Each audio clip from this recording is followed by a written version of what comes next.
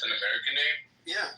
Is Tony an American name? Like maybe something like Robinson, like a true American name. What's a true American name? How do you know this is real American name? I mean, they're one of the founding fathers, so you don't think those are very Okay, so wait, why do you think Pepe's real name is Pepe? No, I don't. I'm saying the fact that you named yourself on Clubhouse Pepe. Do you think KK's real name is KK?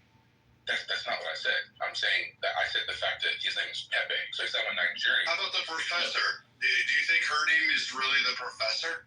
I think you're moving the goalposts. Okay, but you know what? Clyde, well, they're working the field. I mean, I'm not Black American, so I wouldn't call myself. But I mean, in other words, your name is not like whatsoever American. But actually, I do have an English first name. Nice. And a French last name. The French were here, by the way, from the beginning, just as some of the Dutch, the French, English. Okay. Yeah, so, that's my ancestry. So I took up a big chunk of what is now considered New England. So the French is who colonized America, or the French. Well, the French and the English. Because I could go through this history lesson with you at different times. Because it was the French and most people that are Spanish. We can talk about those. We could, if you want to go through it, say the Native Americans held the land. I'm going to say no. They kind of conquered and had mooring spots. They came down through other areas, and out through other areas. So that was just that. I mean, I think America has come far enough that investing in its people should be more important than funding wars. Okay, so stop there. The U.S. invests more than Europe, Central and South America, and fucking Canada combined. All Canada included. Brad, you're being.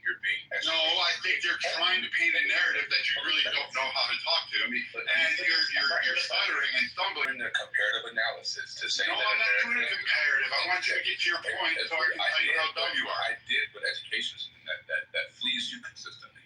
So no, it's like wisdom is chasing you. You seem to be outrunning it. Comparative analysis, and America does not invest more than comparing and the same amount of dollars. You're going to say that the U.S. does not invest in its people more than any other nation in comparison to the ratio of per capita on these things.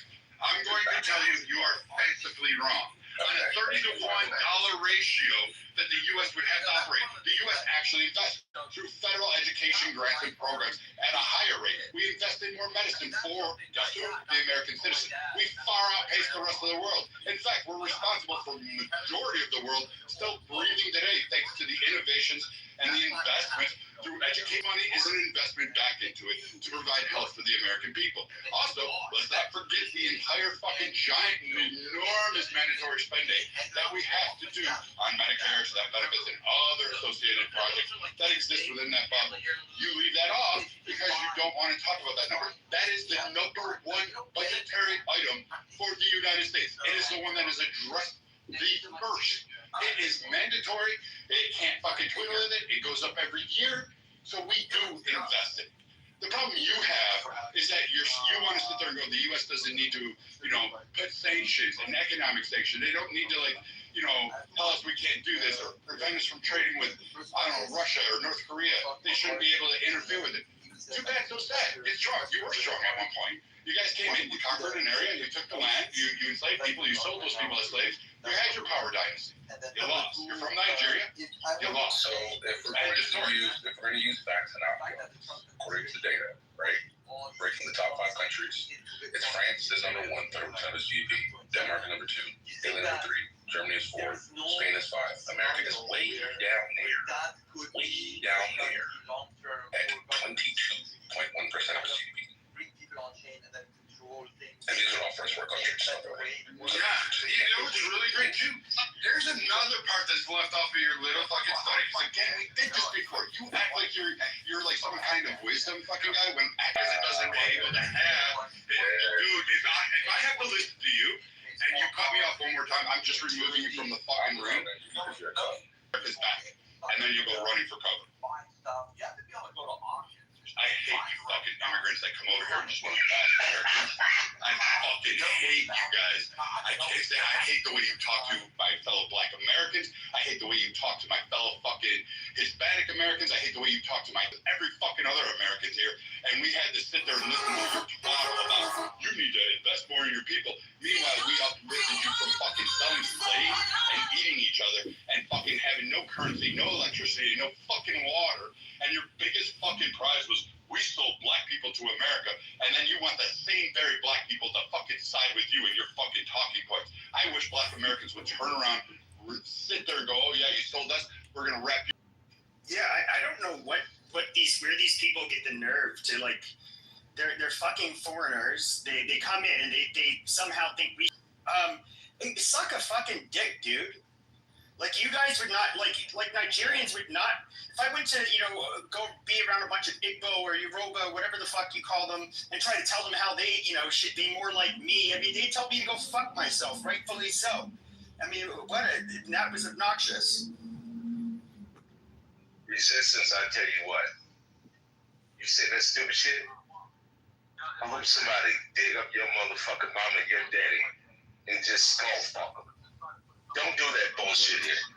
Don't do that. Resistance, I have a very high threshold for what I allow on my stages. Like, you can say fuck a whole group of people. Hell, you can say gas a group of people. You can say all kinds of stuff. I'm not gonna, that's your opinion, but you personally, what you said about her husband, like, I can't let you back up after that one, dude. You know that I absolutely love letting the other side talk. Because that's the only way you can have a lively debate or discussion is allowing both sides. But yeah, dude, that was way too. Wait, is this guy still going off in the chat? And that's what I hope someone dig up your fucking mother, your grandmother, and put them up on the fucking front porch for Halloween. Stolen balls. Fuck you. I don't think guys like this. These guys are like they're not from this country. They just come in to like say shit. This is why I don't like Ilhan Omar or Rashida Tlaib. I don't like you guys. I don't think you should represent Congress. I really wish we would pass an amendment that you have to be American born to be here.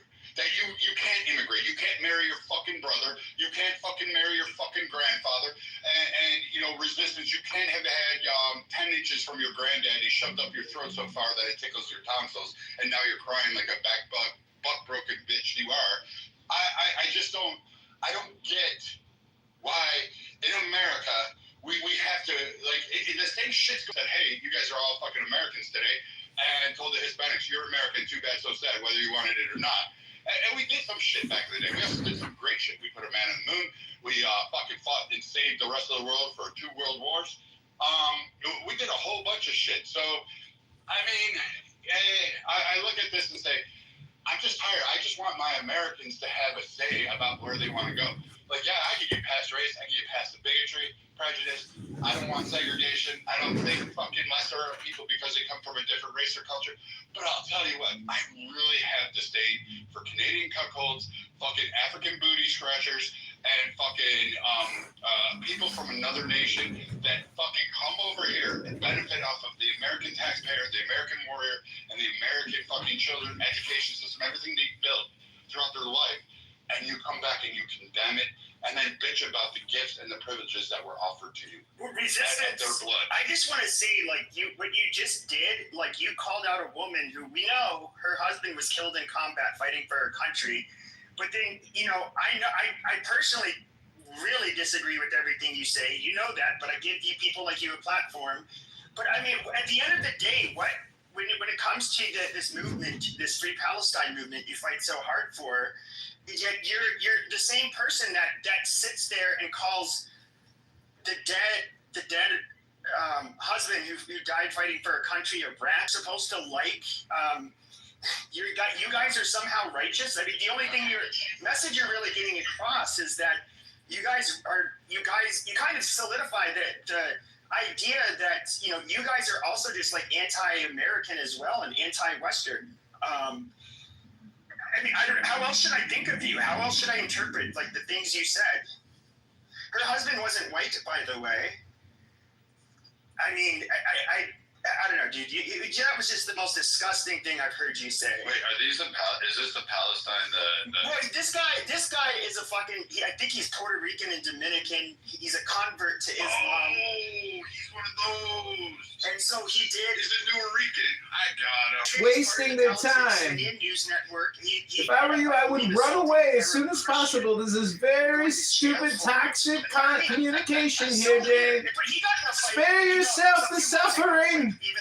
Spare yourself and run. You're not even one of us, bro. Like, So, cut the fucking shit. So he's like county jail. I got folded up. Some guy hit me in the shower. I lubricated his dick with Perk Plus, and now I'm converted it, and I fucked the whole jail booty hole Islam dick crap, right? And then the rest of the community is like, the fuck out of here. I got it. And I'm trying not to go there. I'm just trying. I know you could go there. I'm okay with it today. I mean, you know what? Right? Also, I think it's stupid for him to even say those comments because it's against the terms of service. First of all, you cannot speak disparagingly about the deceased or attack up someone as the victim of a tragedy. So yeah, so that's really stupid. That point. Second of all, you know what? What? Yeah, because I'm going to pick on him now, and then he's going to say he was tragically abused again. Okay. Well, Damn, KJ, why would you sit here and talk about terms of service? because it's important for people to learn. Just learn, and you're going to have to learn. No, they're going to have to learn. Because I know the man in the audience. Excuse me, sir. There's some anons in the audience that I'm sure that are going to string this to particular people to remind them like what the terms of service are and what they are guilty of. That is my point. And this is the sad part. It is true. My husband served, so we all could have the freedom of speech, even though it's violent, ugly like resistance is. But what I have a problem is that he is lumping in anyone that serves in the military to be less than and could not succeed in this country, so they join the military. That is absolutely false. I know for sure people in this room up on stage have had family members that have succeeded and done well in the military, and they served. My late husband, we were already married, and we were getting ready to launch a brand new business, and he said, I can't. I feel like I need to serve my country, like a preacher to a pulpit. He said he felt the need to do that. He was the first man to graduate from college in his family. He came from fucking nothing. Now what? He was a black man. He was a military officer. He has a Purple Heart, a decorated medal award winner for his service to country with a combat fucking B. If you don't know what combat fucking B is, you need to sit down, shut the fuck up, and pay a little fucking respect for the people that give you this freedom to speak your shit. And it's sad, truth is, or know who the fuck they are.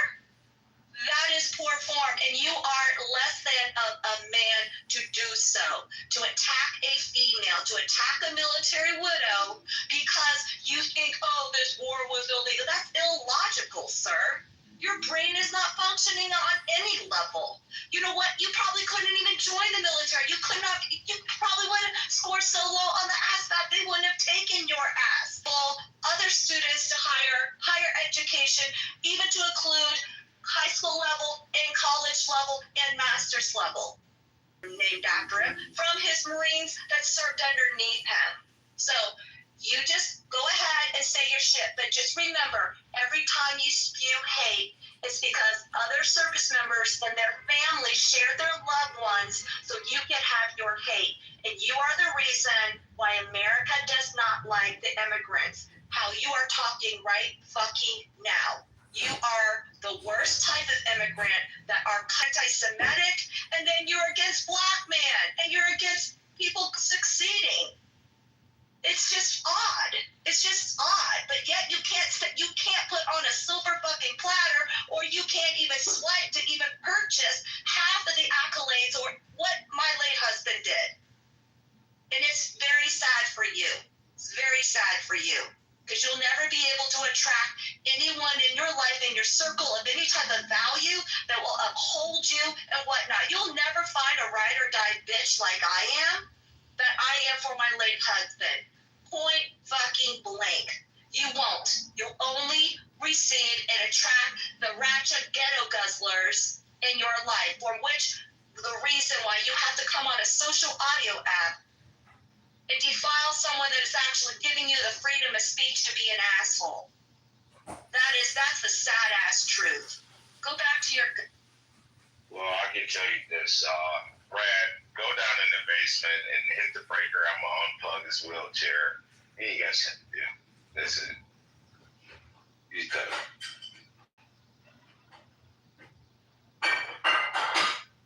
I don't know if like being pro-Palestine or Gaza is like you saying fuck you to our dead soldiers. I don't know. Fuck Gaza. I don't want to. Right? How are you bringing people to your cause? You're basically making you're like you say, and even that Palestinian news network with that fucking midget that goes up to people I'm guessing he has backup, but this faggot ends up like squaring up to them and saying, using some choice language. What do you think you're doing? All you're doing is making like Americans fucking hate you people. It's bizarre. It's more than that too. Like first off, October 7th, Americans were hurt. I get it. You may have a certain feeling about groups. I don't really give a shit. At first, they were Americans. I would literally go in. I don't care, man, woman, child, grandmother in a fucking wheelchair. I would bomb them all. I don't give a fuck. You decided to fuck around and hurt an American. You wanted to rape an American girl who's there for a fucking music concert. Fuck no. I wish we would have unleashed the 20,000 fucking devil dollars in there. You want to see hate? You would have saw those fucking Marines come in there. They would have fucking threw their weapons right up their rectums and pulled those triggers, having a fucking field day. They would have made the Geneva Convention dead. I'm done. I hate you fucking supporters. I wish you would go back to doing self-immolation, like the motherfucking idiots that were setting themselves on fire for their protest. I wish you guys a whole lot of luck with that. I want you to go ahead and do that, more of it. I want a whole epidemic. I want fucking CNN to have weeping tears from fucking, I don't know, what is it? Joy Behar or whoever the fuck is running that network. I want to see tears on Whoopi's face going how sad it is for these students who are standing up for Palestine. I want you guys to go ahead and do that shit. Because I don't fucking care. I'm done with it. It's not my fight. I don't really fly and get it. And at least they're avenging the fucking Americans that were raped and killed and kidnapped. I don't fucking care. I don't give a damn about it. And if you are so big about it, go over there, kid up, and go yell Allah Akbar, go try out one of those little vests with the dead man switch on it, and see how far you fucking get. I don't see you running over there. I don't see you fucking doing anything. You're on a social audio telling Pepe and other Israeli people go fuck themselves or whatever. Get the fuck out of here. That's why nobody likes you guys. Nobody wants to side with you. Ilhan Omar is your fucking virtue signaler? Get the fuck out of here. I literally... I'm fine with it. Do whatever you guys fucking want to. It's just mine. Let people say anti-Semitic shit, anti-white shit. We all know I do that. I really don't give a fuck. I'd rather you just speak your mind. But yeah, that was way too personal, bro. Now that is just beyond low. There's no excuse for that. But I'm glad that that's what you truly think about people who serve our country. I mean, that really does speak volumes.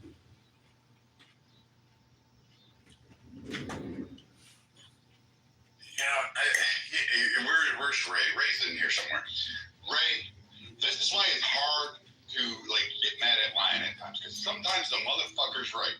And when he says, Brad, these people ain't like us, he's not fucking lying. And I get what he says now. Damn it, Ray. I hate having to acquiesce and say Lion was right on this case. But 2 cases today, Lion has been fucking 100% dead on spot on right. Oh, well, shit, I'm still lying then. What was the case? The Lion and Ray and a bunch of other guys have been arguing, Brad, don't fall for this shit. Don't fall for these people from Nigeria and Sri Lanka and all this stuff.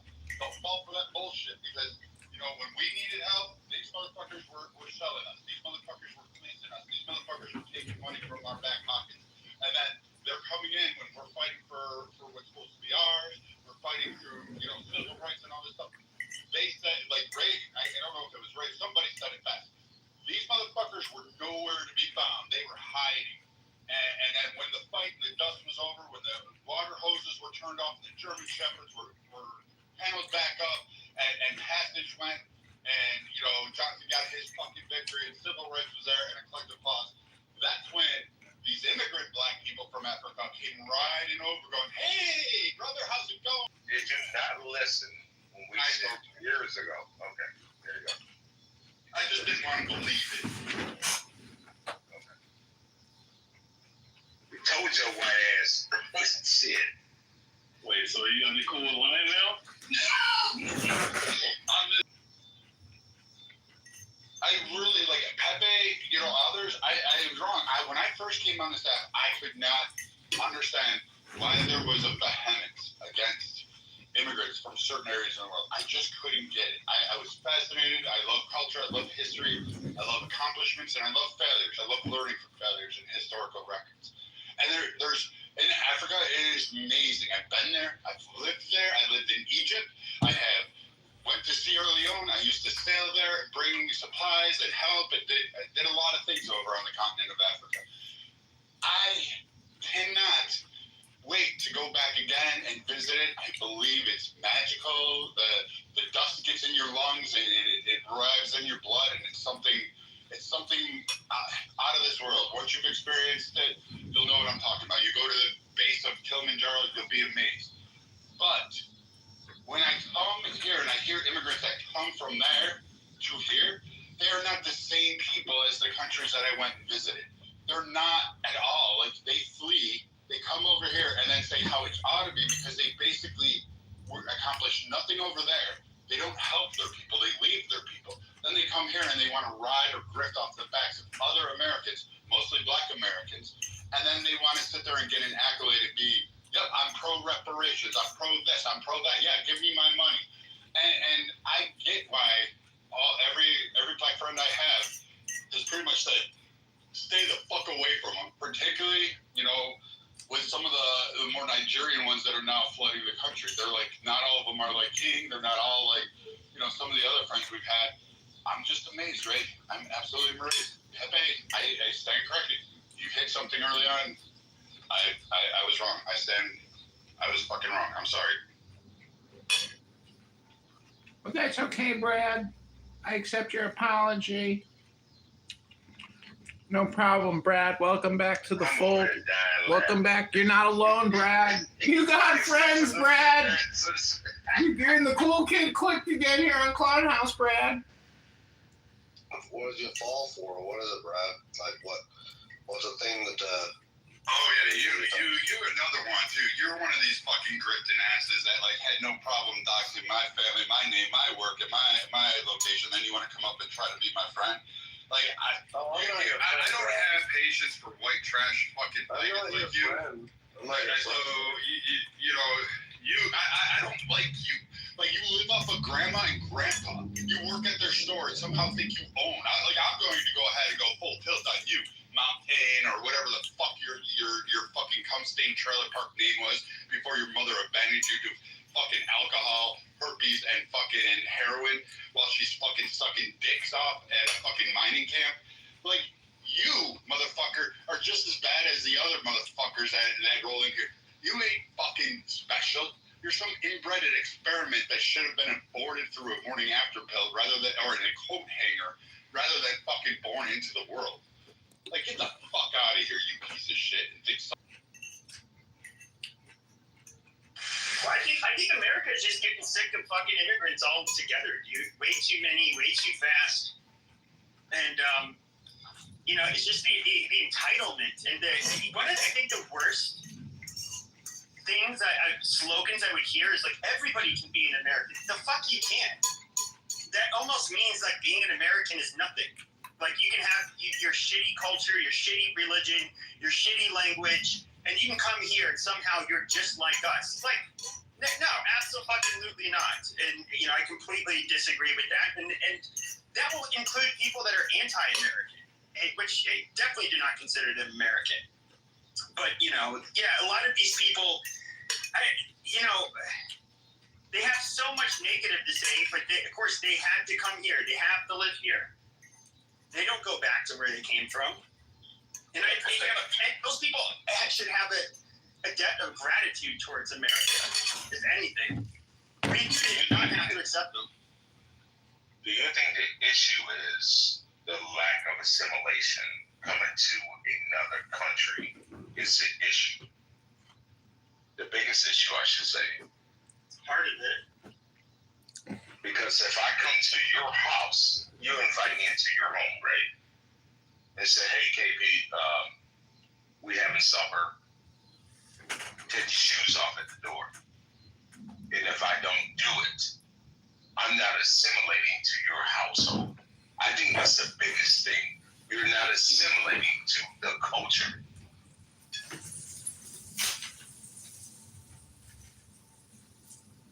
I don't know, JP. Like, yeah, I get that they're not assimilating, but it's weird because that infection of coming over, and it's not all immigrants. There are immigrants over here that want to fucking work. They bust their ass. They're like, I love America.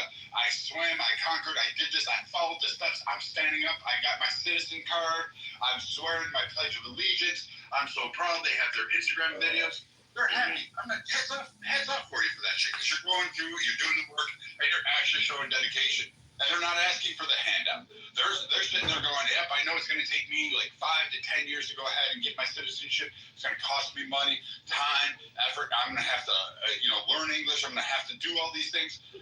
They go through it, and hats off to every single one of you that does it. You become proud Americans. Proud of you. Welcome to the country. Hope every manifest dream you have fucking works out for you. The problem I have is we have an infection with some of them that come over that want to just leech and grift off the system. And I need a better world. And then they come over here, they get a free college education, they get a free fucking home, they get free fucking shit all the time. And then when we set them up for success, they want to bitch and complain and go on to rooms and think how intelligent they are, that they have the answers to the rooms, when they couldn't even stay in their own goddamn country and fight for it. They didn't want to run for politics there. They didn't want to even so much as get a PTA meeting to fucking educate the other fucking pieces of shit that were like fucking practicing suicide bombs in their own fucking villages. No, they wanted to come to America to live in great wealth, to eat fucking McDonald's fries, and fuck some college girls while doing fucking weed, and think somehow that they are the existential purpose in life. And they're not. And it's time we recognize that. And the same thing with the white fucking mashed potato, white trailer park trash that we have in this fucking country, like the mountains. And literally, they are mashed potatoes. They're just like fucking flopped in front of a plate and just kind of gooey, and everybody else is taken from it. But these motherfuckers want to live off of welfare like it's a fucking Olympic event.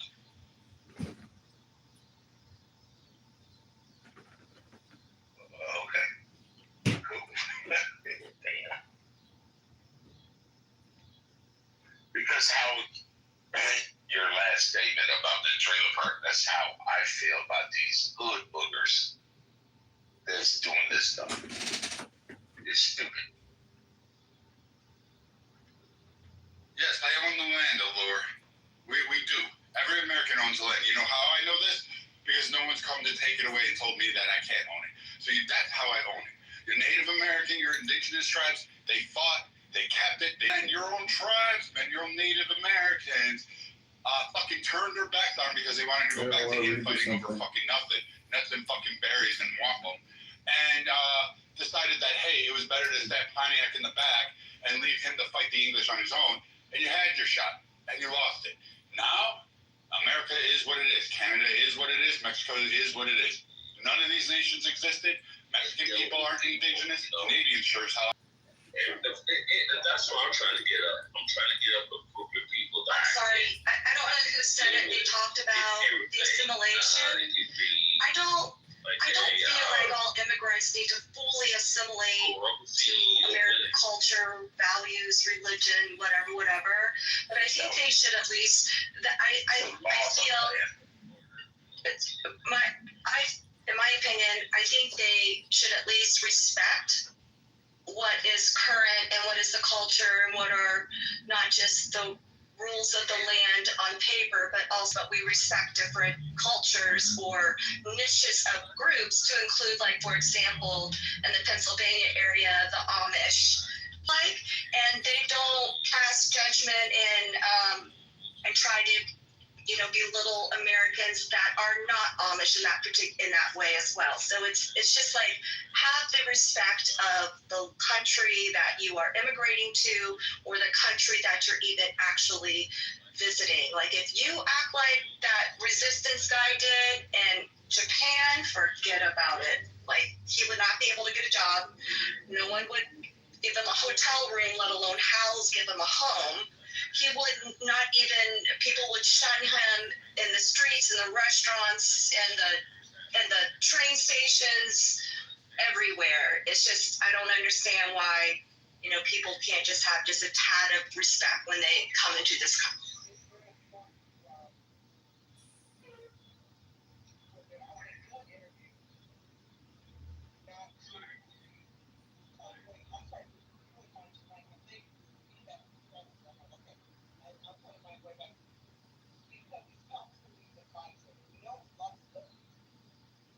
So Pepe, to your title, do you think like voice audio will then be used It's against like, people? there's a subject? There's a subject. Oh, I see. Yeah, Abby's talked about this. She said that I think there's already stuff like that out there. When I go to the UK, I'll be standing, it's a very short line, but literally I get off the plane, go into that line, and before I can even just come up to the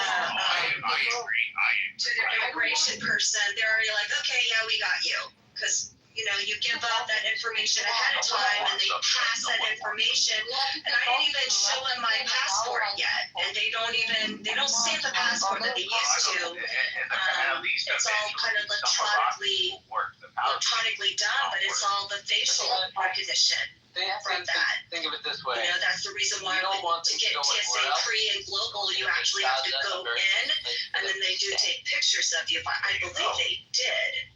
It's been a while since I did that. It's like 7 years or 8 years long, but recognize who you are. What It's else okay. can also put you through the interview campaign. So we have the exact same thing, and it's your photograph fingerprint. America, by the way, is as well as that, right? I think generally takes like Northern 6 to 8 Ethiopia months. once Because they have to do independence the or something. Interpol background check on you to be able to. That they did do the fingerprints and everything. I think what was beneficial for myself is that I was already kind of listed with it, connected to the Department of Defense due to my family's military time in the military service. So I think that kind of rushed it pretty quickly, I think, but it's interesting that they share that. Yeah, you're correct, because mine took 3 months. Yeah, we could send them all to Ireland. But That works. most people, it could be between 6 and 9 months. Yeah. For global entry. Pre-check, I believe, can take as soon as like 30 days. Yeah, Like the access. for children, I had to still go in for a whole nother separate interview because it was going to be in Cuba, which I thought it was interesting. Like, I'm a military spouse, we're on orders. Or like, don't care, anyone adult, they have to go in, have this interview just for to be cleared and vetted to get on the airplane to go to Guantanamo Bay. I thought that was. Here comes John, probably with some subtle shade. John, every time John enters the conversation, he always starts with some subtle shade before giving us some John-isms. Give us a poem, John. Give us a poem. I'm sober. Holy shit. That was sober? What'd you say, KP? Who sober? You guys call Bruce sober? That was not He sober. wasn't. Yeah, that wasn't sober. Usually Bruce speaks in cursive. Yeah, that man eats his cereal with vodka. Oh, I don't think I've interacted with him before. Okay. Yeah, he doesn't even use milk. Hammered. So was Bruce means well. He means well. He just doesn't always know what he means. So is he a real talent manager or what? He claims to be. He claims. I don't know. That's an alcoholic manager, though, Nye, right? Right. I've heard that fool fall down his staircase. Like, what? That's so fucking funny, dude. We literally heard that man tumble, dude, all over his house and his shit stuff in his toe like that, dude. That dude And I'm sitting there like, are you okay? Phone and which way? He went down the other way. We just try to get emails done and Bruce is like, blah, blah, blah, blah, blah, before I get into the kid always. Yeah. I love his He's soul. a good guy. He's a good guy. Yeah, I love whatever is wrong with him. Everything that's wrong with him, I love. Oh my God. Millie is so I don't know how to get a hold of her. Neither do I. I used to have her number, but it changed. I tried messaging her on Clubhouse, but she was on like last month. But I haven't talked to her in so long. That's someone who Bruce could never touch when it comes to drinking. 100%. You say one thing, she don't go off. Millie survived, I think, is what her house was. Yeah, she was from the East Coast and she moved to the West. She moved out to Cali. Young girl. Yeah, she used to get really, I don't want to say ghetto because it wasn't, but she used to get really hyped. Used to get really 0 to 100, that woman was. Yeah, I know exactly. Yeah. I love it. Yeah. Yeah, I miss her so much. But I think she won that one year when we had the awards, Best Female Drunk. Yeah, she did. Yeah. And she came in drunk accepting the Sherman Awards. Because she won Best Female and I won Best Male. Yeah. Like, damn. God, I miss those days, Katie. Oh, man. Clubhouse was so much more simpler, man. Now it's so fucking complicated. You gotta walk on that trail, everybody cares. Like, it's just, oh my God. But it's starting to roll back pockets. It is. I can see the culture changing a little bit. With all these beefs, it's being stupid again. Shit, I didn't know I was on mute that whole time, guys. I am so Were you talking? Were you talking? No, I'm just in the background, just filling it around. So sorry. No, you're good. We didn't hear shit. Nah, how long you been on this app? I don't know, but whatever year they opened it up to Android, because I was on Android at the time. I'm on iPhone now, but 21, I think it was. okay. Yeah, 21 going to 22 is when they started accepting Androids. Yeah, If he and I are OGs on this app, man, we've been here since you guys had get invites. Hello, yeah, that was my old folk. Hello. What's up, Rose? I remember, KP, you gave me one of your invites to invite one of my friends on here. Remember that? Okay. And then I switched because Sid came over to the house. Can y'all hear me? Yeah. Wait, really? Hold on, I gotta go on. Can y'all hear me? Yeah. Oh, yeah, we can hear you and we can smell that rat. Bruce, we can hear you. Y'all didn't hear everything y'all said? That's just No, you left. You left the room, Bruce. No, I didn't. Well, I was talking. Yes, you did. Bruce, you was gone. You were not. I don't know why this app is so funny, y'all, but it is. It is. Did you turn your phone left or right? What? Because you can get kicked out of room sometimes like that. You know, y'all can hear me in this, okay?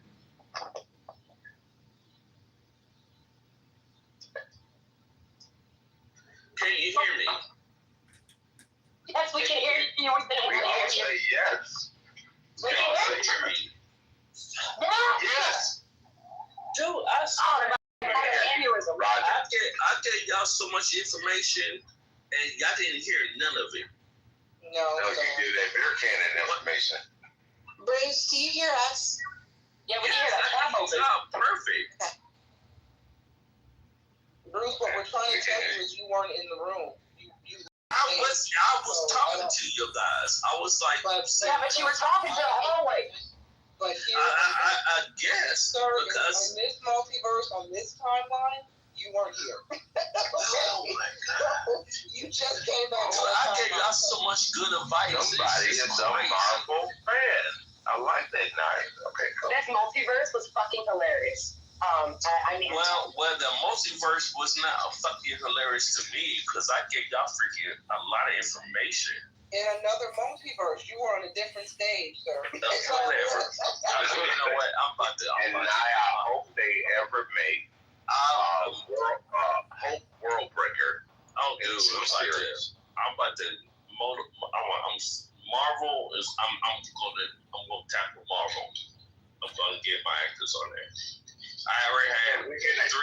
ice going in the glass. Go ahead. I had 3 actors already on Marvel. About to knock them out like more. Okay. Oh my God. Man, that ice. So y'all can okay. So y'all can hear me there. We done told you several times. Yes, we can hear you, brother. Okay, but no, because Pockets and then Serenity, you know, and she said, she said, no, she said she couldn't hear me. They're like, you never. Bruce, Bruce, we can hear you. Right. Okay, good. All right. Hey, can anybody hear me? We don't have shit to say. Hey, is my mic working? Can anybody hear me? I said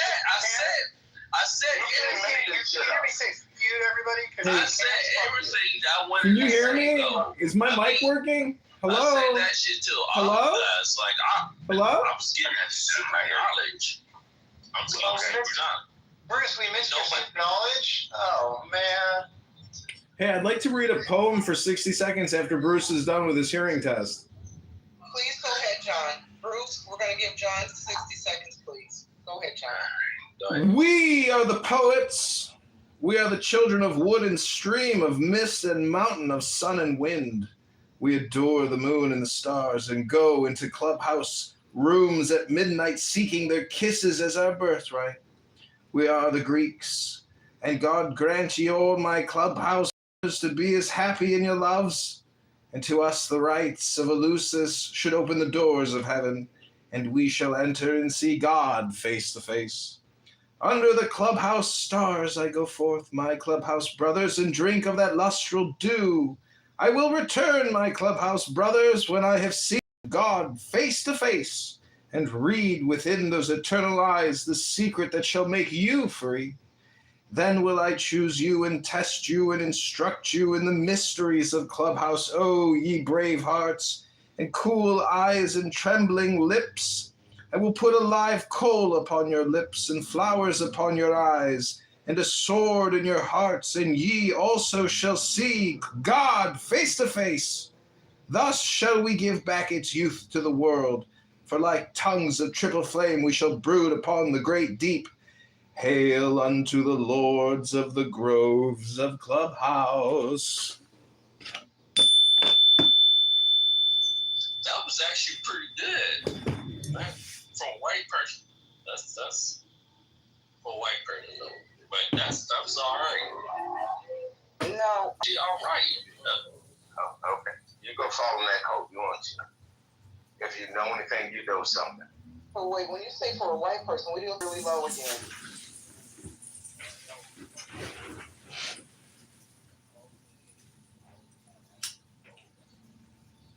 But we can't hear you. That's the thing. Are you afraid? I'm afraid to tell him. He lost his phone. Probably dropped it in the toilet somewhere. I can't hear him, but I'm afraid to tell him. You know, if we don't tell him, we'll have to listen to Can You Hear Me? Can You Hear Me? Oh, if you don't tell him, it's on you, Nye. It's on you if you tell him. Bruce, It's on night. Now, welcome to the club of dealing with Dude, it's people. like you're going inside your public case and you're like screaming through it. They cannot hear you. Beth, you know Bruce, right? Yeah, I haven't This seen is him in a what while. we've been dealing with for years. wait up the gun. It's going to be 2 hours straight. He done dropped his phone in that toilet.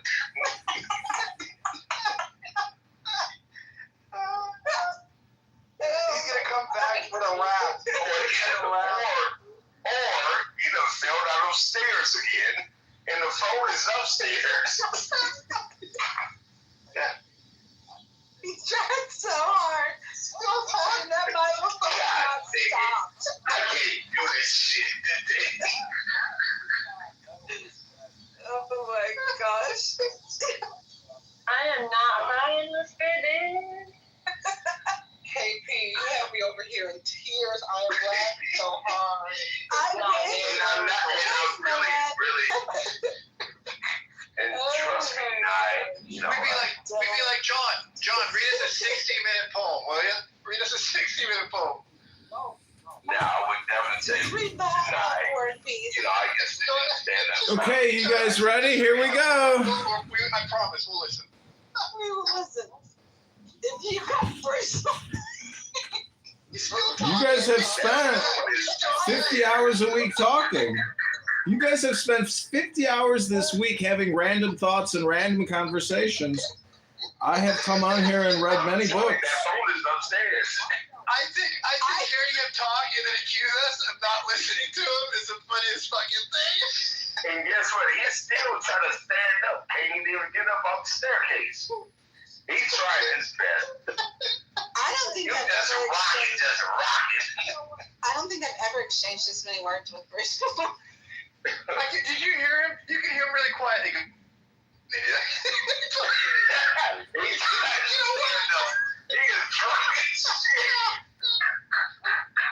Guys, I have not laughed this hard on Clubhouse. God, my back is so hurt. He's trying to stand up. All right, I got a drunkard's poem. Here we go. There is a community of the spirit. Join it and feel the delight. We just gotta laugh with this one. Drink all your passion how many crunches he do trying to sit up. and be a disgrace. He's just doing all kind of crunches. He can't get up. Close both eyes to see with the other eye. Open your hands if you want to be held. Consider what you've been doing. Strong-minded people don't fall for this. What do you stay? Why do you stay with such mean-spirited and dangerous partner? For the security. I'm not playing that game. Oh, he likes the poem. Oh, see, Bruce likes the poem.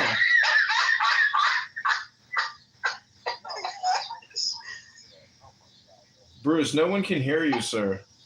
We have We can hear him barely. and you keep going on and on. I just heard him. Very, very low, so we can hear you just faintly. He's saying, John, read a poem. He's trying to sit his ass up. They can't get up. Bruce is saying, mute. Everybody mute up. Everybody mute up. Bruce is telling everybody to mute up. Bruce is telling you all to mute up and listen to John's 60-second poem. No, we don't. Bruce is in a study with Shamu in SeaWorld right now. He'll be back when Shamu pukes him back up. Like that. Bruce, that's what we're trying to tell you. Bruce, that's what we're trying to tell you. You're in Shamu right now. Very low. Your volume is very low. I only place you on mute so you can hear what we're saying, so you're not speaking over us. Your volume, okay, he's not listening. Bruce, I'm going to fire you as my talent manager. Okay, Oh. Damn. I only moved you to the audience just very quickly. I'm going to bring you back up once you hear this part. He can't find his phone. Your phone is just very low. He fell over. He can't get up. It's not that we can't hear you. We can barely hear you, sir. So you need to fix the audio.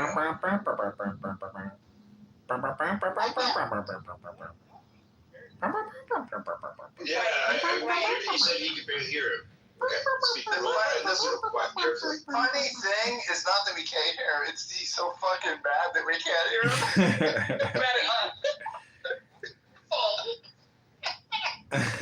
him. Could you imagine just saying the same thing over and over again? Why can't you hear me? Can you hear me? Can you hear me? Can you hear me? Like, dude, what is wrong with you? How about you leave the room and come back in so we can hear you? I think Bruce has brain damage. I think that's the biggest problem. Simple audio issue.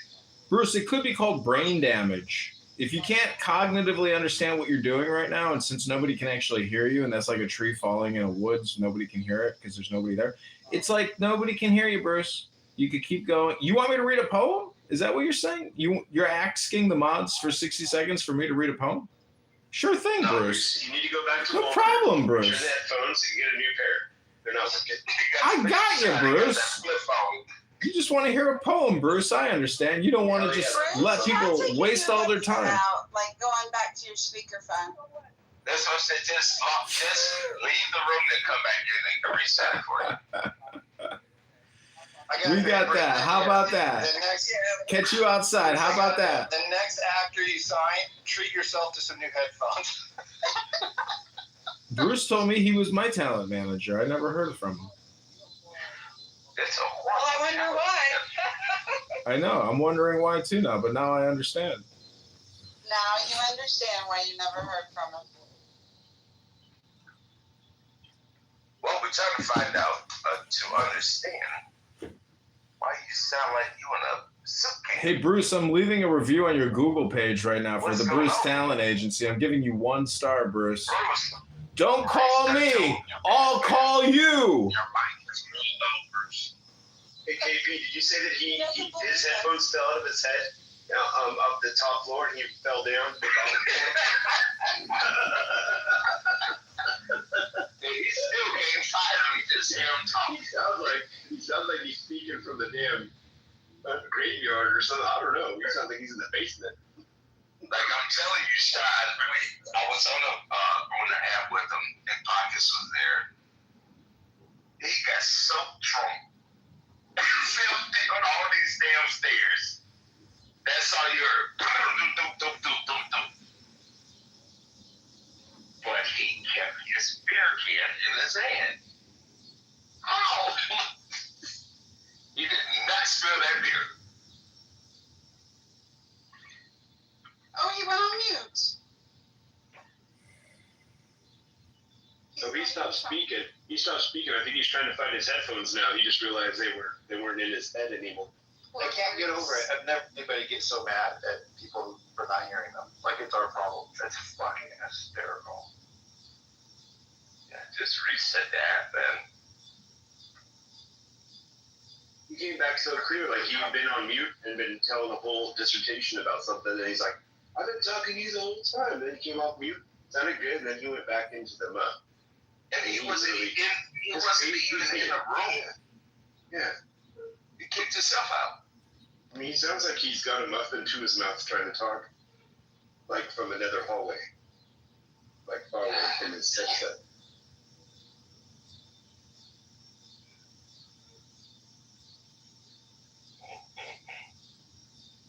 I don't know why that was so funny. Dude, it's because you could every now and then you could say like, yo, hear me, and just go back. Then KP's commentary made it even more hilarious. KP said I've been dealing with this for years, and he fell down the steps, and he's down the steps, and his phone is upstairs. I literally had real tears in my eyes. It's the funniest room. I'm trying to be watching my work. Missed a whole flight of stairs. Y'all, we had a really good conversation in this room this morning with Anthony and a guy named, what was his name, Zuka? Yeah. And a guy named Zuka was cool. I like Zuka a lot. I did too. Zuka and a guy named Dwayne. But I'd never talked to Dwayne or Zuka before, and they came in this morning and they were having like a pretty intense conversation. And Dwayne, nicest guy, but it was constantly, you know my N-word. And we were like, oh, no, we can't say that. And, okay. Oh yeah, I'm sorry. You know my N-word. I was like, stop. And you talking about Black Anthony from New York? Black Anthony from New York? No, this Anthony is from Georgia. Serene, why you do that to me? Oh, I can hear you now, Bruce. I didn't kick you out. If I kicked you out, you wouldn't have got back in. We can hear you. Bruce, you're fixed. We can hear you now. Oh, that was Anthony from New York. Let's see, move. No, I didn't. Yeah, I did. Nobody talking about you. Bruce, I wouldn't kick you out. I know Serene. Love you. Yeah, he's pretty cool. Really, really good guy. Really smart dude. Bruce, did you fall down the stairs with a beer in your hand and leave your headphones Shut up. upstairs? Shut the ass. I can barely hear you, man. I can barely hear you. Oh, you still can't hear me? No, you can't hear me now. No, you can hear you. You're going lower. Like No, you we came in and can't you hear were you. No, normal. we can't hear you. We can't hear you. Fucking white people, I swear. Alright. He's a black guy, man. I'm sorry. He's drunk as shit. Yo, I'm dead. I mean, I know Case out of Oregon. Case black guy, I can tell. He's from LA. So I already know that. He's from LA. I'm not black, and no, I'm not from East LA. I just grew up. Oh, you just say East LA. Why would you say I just say LA? I'm not from LA. Got you. And I'm not black. Go on to what we're talking about. What were we talking about, Bruce? I swear. Bruce, give us a reset. Give us a reset, Bruce. What were we talking about? I don't know. So. Bruce, what would you like? Oh, I'm sorry, sir. Oh my God. Bruce, what would you like to talk about today, sir? It's up to you guys. No. Oh, I just We want you to come up with a topic. I'll be right back. I'm getting a wave, y'all. I'll be right back. Okay, gotcha. Where you going? No, don't leave. Don't leave me. Don't. Fuck. She left. What would you like to talk about? No. Well, she's gone. I don't like. I feel I'm protected. So what y'all goes? Wait a minute. Saying that white muffin is gonna protect you. Mm-hmm. Protect you from what?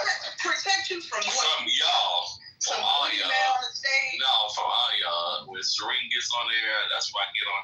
No. Serene. Listen, if Who's she's your Serene? goddess, at least her Serene. name right is Serenity. What the fuck? I mean. Now you got me saying Serendipity. Okay, It's serendipity. so you need. I'm scared of her too. I'm scared of all y'all. Serendipity is the owner of the house. Serendipity. I can't fucking never say it. See, that's what I'm saying. Sorry, everybody. See, everybody. I can't make these jokes up. I can't. You know what? Y'all scared me to death. So, Scared to death. where's the pocket now? Pocket's leave. The pocket's Pocket's concerned about casting couches. you know what? She in Pockets. When Pocket's in here, I feel safe. I don't feel safe with you guys. I don't feel safe with Mike and why I don't feel safe. You want to be more specific? I don't know why you don't feel safe with me. I feel safe with Pockets and Serenity.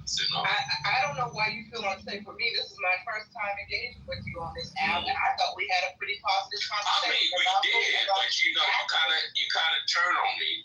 When did I turn on you? I mean, we was talking about some positive stuff, and then you just kind of turned on me. So when did I turn on you? Wait, I'm just curious because I'm curious. No, because the rest of them did. did. Very fantastical narrative you crafted in your mind about you and I. Hey, please tell me more. When did I turn on you? See, this is scary right now. I'm just telling you, you turn on me. What Pockets, and this is how I can tell that you have very few. You don't have an imagination because what kind of man can't? See, that scares me right now too. What kind of man can explain himself? Why are you talking? I mean, I'm trying to explain myself, but you won't let me. No, I. Now, Hold on, stand down, bro. Stand down, Casey. Just give me Kate scares me too. Just give me 2 minutes, Bruce. Respectfully, because I'm genuinely. Watch where you walking, Bruce. See, that's a threat. Can I finish a sentence? Can I finish a sentence? I'm scared. Well, maybe because you don't let anybody finish a sentence. Are you afraid of words? Is it words you're scared of? See? No, if I can finish the sentence, and I'm not trying to spar and have beef, I'm genuinely curious because I'm confused. What did I do specifically that gave you the impression that I turned on you? I'm asking you. I mean, you didn't. Particles in his Bluetooth or something. See, now you fucked up. You should never ask him a question when he's trying to walk downstairs.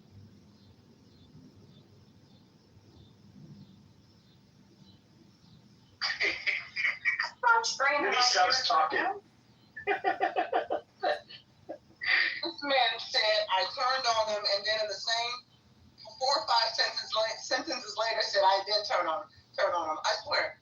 You know what? This app is so entertaining to me. You guys, and by you, just the cast of characters that I encounter in any given room, right? You know what, Bruce? I'm not even gonna. He's back. Yes, we can hear you. Finally. Okay, let me tell you something. Let me get real with you guys.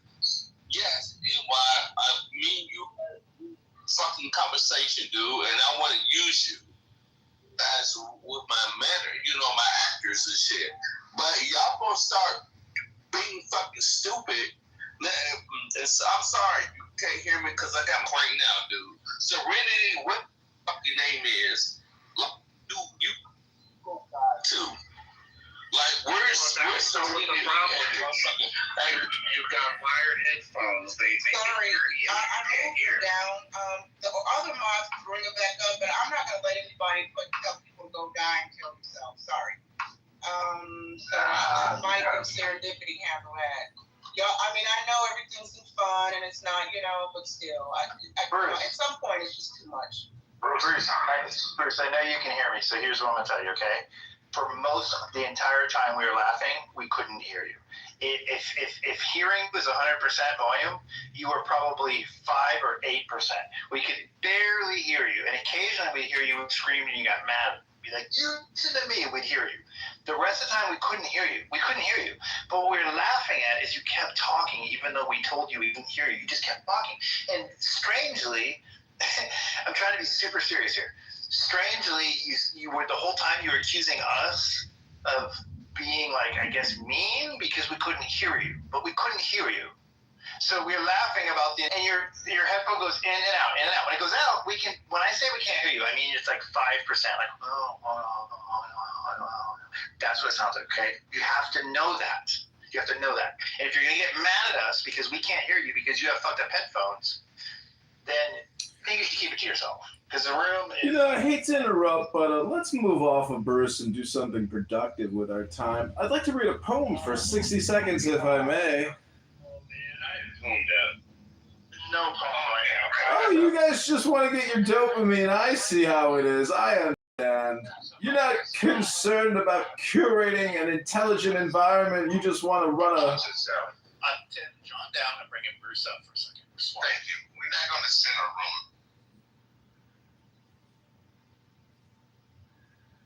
Good Shabbos, my little buttercup. I'd like to read you a Shabbos poem, if I may. I feel like your heart and your mind need an adjustment. Oh, she left. She must just be here for the dopamine. Oh, good Shabbos, Amos. I'd like to read you a poem, my beautiful Amos.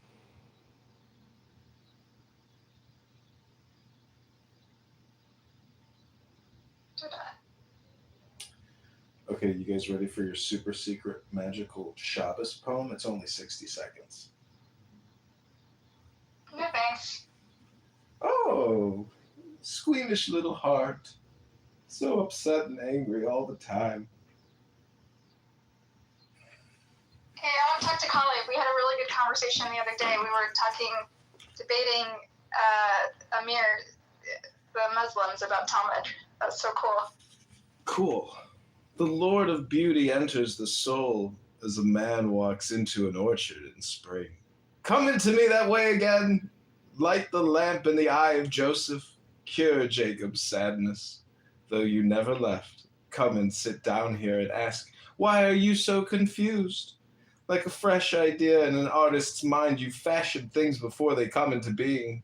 You sweep the floor like the man who keeps the doorway. When you brush a form clean, it becomes what it truly is. You guard your silence perfectly, like a water bug that doesn't leak. You live where Hashem lives. because your heart, donkey, was strong enough to take you there.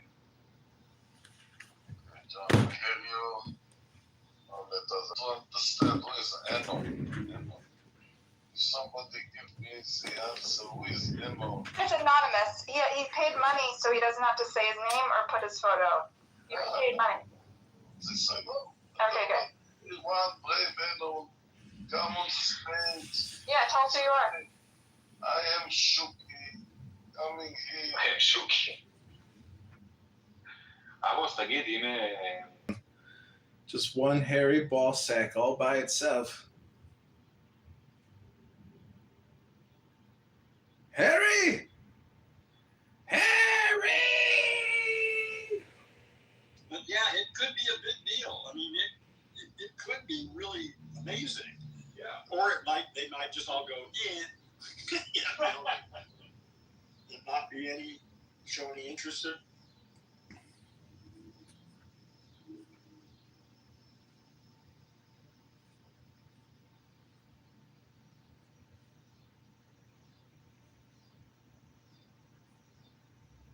Bruce, if you can't come up, then I don't know. Hi, when the Bruce show is over, moderators, if you could put me in the queue, I'd like to read a poem. Thank you. You know what? Even though you made fun of me in my Harry Carey glasses, as you call them, okay, which I think is hilarious, I might be the only one who appreciates your poems, but I'm in the minority here. And so I'm going to probably be outvoted all the time. So that's all I have to say about that. Trust me, if I don't read poems in this room, the room collapses. This is just a drunkard's hall. There's nothing here. It'll collapse on its own. If I leave, there'll be a vacuum, an implosion. Don't piss off KP, John. Don't piss off KP. I can always. That's why I don't have. That's why I gave up the bean. Excuse me for a second. John, you know you're welcome with eggshells with me. I like you, brother. I think you're a very, very intelligent man. But sometimes, but that's your devil inside of you, but.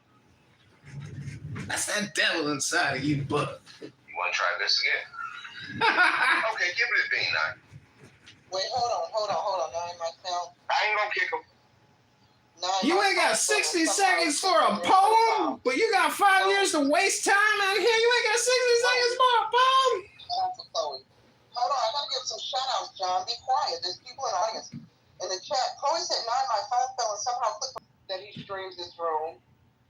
John, yeah, you live in the month. John, somebody sent me, last night they were so concerned. They sent me a text message. They're like, Pepe's on YouTube.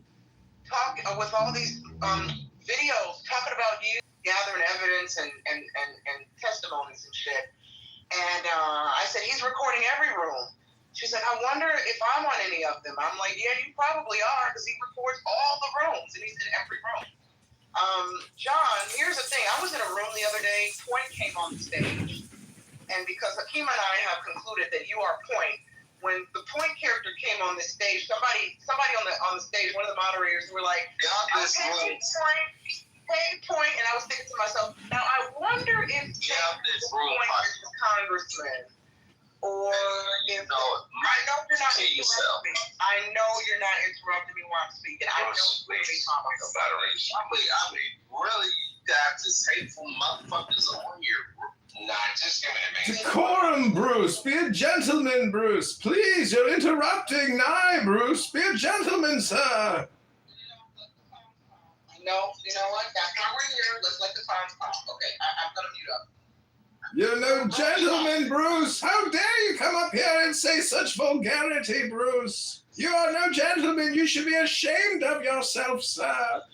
You are no gentleman.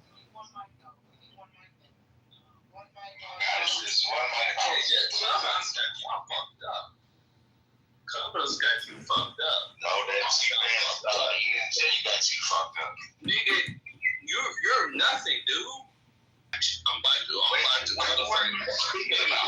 y'all not gonna work anywhere. KP, he's talking about me. Weirdo shit. It's You have to fuck around and find out real quick. He's very powerful. He just disappeared. There's no NMK words allowed in the. Yes. That man can walk through walls. Did he leave? He I disappeared. don't know what happened to him. I didn't do anything to him. I don't know. Did you kick him? Oh no, I didn't touch it. You know, I'm just like, whatever. Let him clown. You know what I'm saying? Oh no, this is one of my N-word moments because you can't say it. I was gonna go there. No, you don't fuck around with knives protected. I appreciate it. I've just been trying to lay low, KP, because the past couple weeks has been wild on this app. So It's always a trap. It's a spider's web or a fishing net. You're getting fished and webbed up by it. You sound weird to me right now. Every time you talk, you sound weird to me. You always sound like you're like this interesting person who has a special. Sean, let's hear your magnificent poems. I don't want you because no one wants to hear a poem right now. Okay? Gentlemen, hold on. Chat, I got a message in the chat. KP, question for you. Ask KP what he thinks. Is it a setup, KP? Is it a setup? Because I know you're neutral. You roll with you roll with the dark side of White Clubhouse. Is it a setup that I've been invited to the new White America house? Is it a trap and a setup? My opinion. No, I don't think it's a setup. I think it's a thing on you. Just stay out of that shit. Go wherever you want to go. Like I told everyone. Be whatever you want to be. John, hold on. No one pays my, because I told all you stupid motherfuckers, go sit down. And I'm not trying to be disrespectful by MFing. Just go sit down and go talk it out. Y'all grown. Yeah, but you got to understand, KP, there's going to be squabbles no matter what because it's literally the jungle. And there are silverbacks and frogs out there that want to scream or belch. And that's just what silverbacks and frogs do. They make noise. And they want to stir the pot. John, what happens is some people would try to put a battery in another person's back and say, oh, you were over there on that person's stage. It has nothing. Y'all beef is not my beef. And I'll go talk to him. That's a grown-ass man. Don't bring that crap to me. Well, yeah, Naya's breaking a rule, actually, which is the 9th rule. And if you say the N-word, that's the 7th rule. I would refer to the rule list here because it demands you be in the room now. If you bring up drama from other rooms, you're breaking the rules of the room. Bring Brad up here, see if he wants to break the rules of the room, and he'll have to get put in the goop. How about you go talk to Brad? Brad is, I am talking. Don't take it over to Brad. Brad is in the audience. He can hear me. Hold on. And if I'm modded, I don't want no smoke or bread while I'm a moderator. Okay? So, guess what? I don't know what happened to the Viking that came in this room. He's a Viking pagan. He's not a Christian. Guess what? How about you go talk to Brad? I am talking to Brad. Point of attention, he just interrupted you. Yep.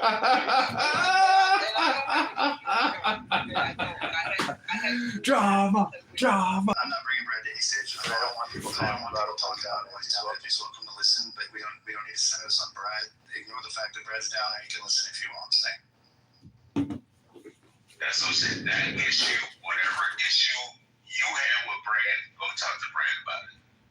I'm not getting stuck in the Right. That applies to everybody in the room. Go ahead and direct it to him later, but don't do it in the room. And don't talk about him while he's down there. Thanks. Yeah. And don't bring him up. Not that I was gonna. Diane came and do not bring him up, but don't talk about him either. Thanks.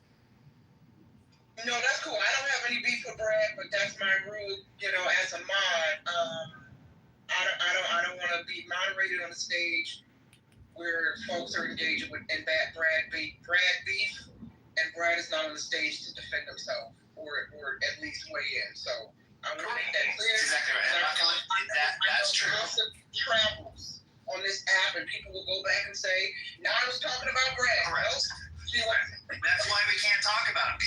on stage, we're not talking about him. That's how it works. Stop talking about him. There you go. Someone else's business. Don't talk about him by not talking about him. Been there years ago.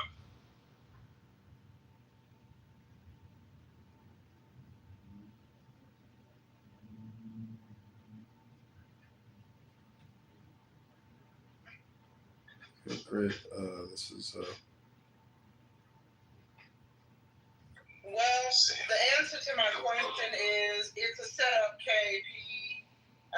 Me and somebody in the chat have decided to set up, and I'm a tread lightly. Just stay away from it. Your spidey tingling senses, just stay away.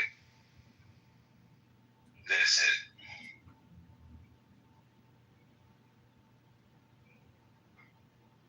Damn, we got Serendipity, Monica, and MG all back at the same time. Hey. I just got out of a meeting. No, I just got out of a business meeting. Hey, Hey, Monica, how you doing there? less than highly favored, sir. How about you? Better than I deserve. Nice. Although there's a distressing amount of mosquitoes around me, which is not something.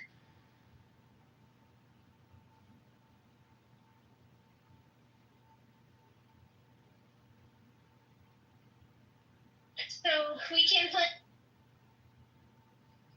Did somebody go Brad? No, but here's the thing. I know we said we weren't going to do this, but please, Brad, respectfully, I'm reading your chat. I'm reading your. Hopefully, y'all can hear me. I'm reading your message. Your name and read whatever BP has with you to the stage, and I moved him to the audience because I don't want to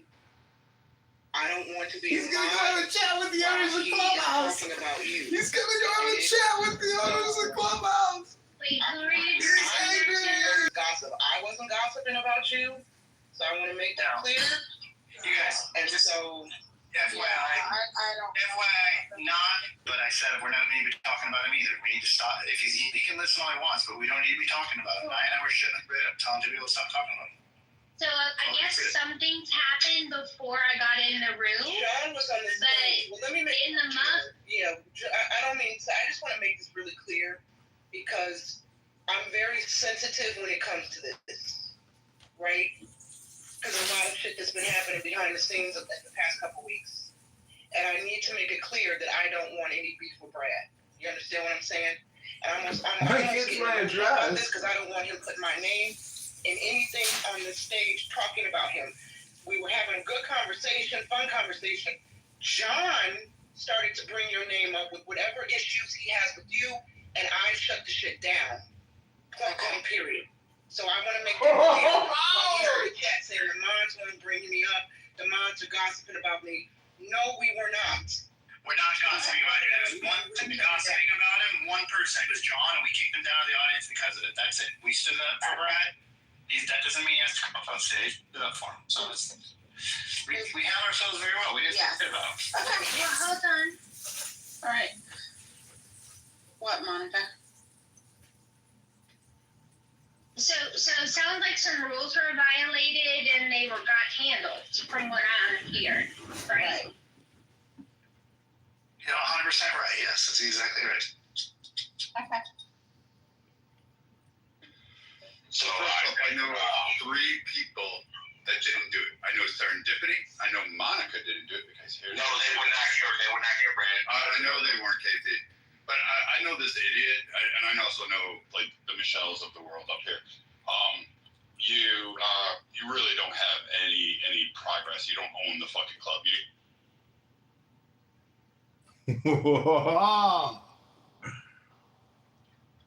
What the hell just happened? Everything was just in the matrix. I didn't hear nothing. Listen to me. Listen to the room. Listen to me, please.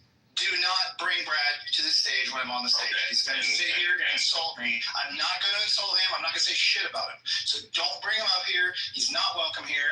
As long as I'm a mod, he's not welcome here. Okay, period. If I need to block him so he can't be here, when I'm modding, I will. But I don't. Hang on. hush. Listen, Brad, fuck you, so that you can't do that. I'm not gonna right now. But if you want me to, that's fine. But then it affects your experience elsewhere. Okay? Know where you're wanted, know where you're not welcome, and act accordingly. Period. I'm not gonna say shit about you. I don't want to be on your asshole list. But I'm not putting. Okay, and I just want to say, Brad, I'm going to open up Madison Manson. You can have a voice and have any kind of free speech you want with anyone.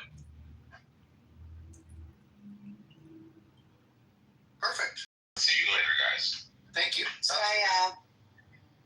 Bye-bye. Sounds great. Sorry about that. Brad was on the room. Period. That's it. We took care of John. Then someone let Brad on the stage. The first thing he does is insults me with the first fucking sentence that comes out of his mouth. I'm not putting up with it. I mean, if I would vote, good job. I'm trying to be fair, and I'm trying to keep this place fun and positive, and I don't want that shit in here. Don't. Yeah. I'm not saying I don't think anybody I don't know what the future holds, okay? This is not anything's permanent, but right now, the first thing it was insulting me when he did get up here. So I just proved my point. I'm not putting up with it. We've tried. There have been darts lobbed at many of the mods on the stage by people that we haven't even engaged with or interacted with, and we've tried really, really hard to keep that out of this space, to not add fuel to the fire, to not do response rooms, to not call people out. So, like I said, you don't have to like it. You can think it's lame, and you're more than happy to take it up with the owner of the house.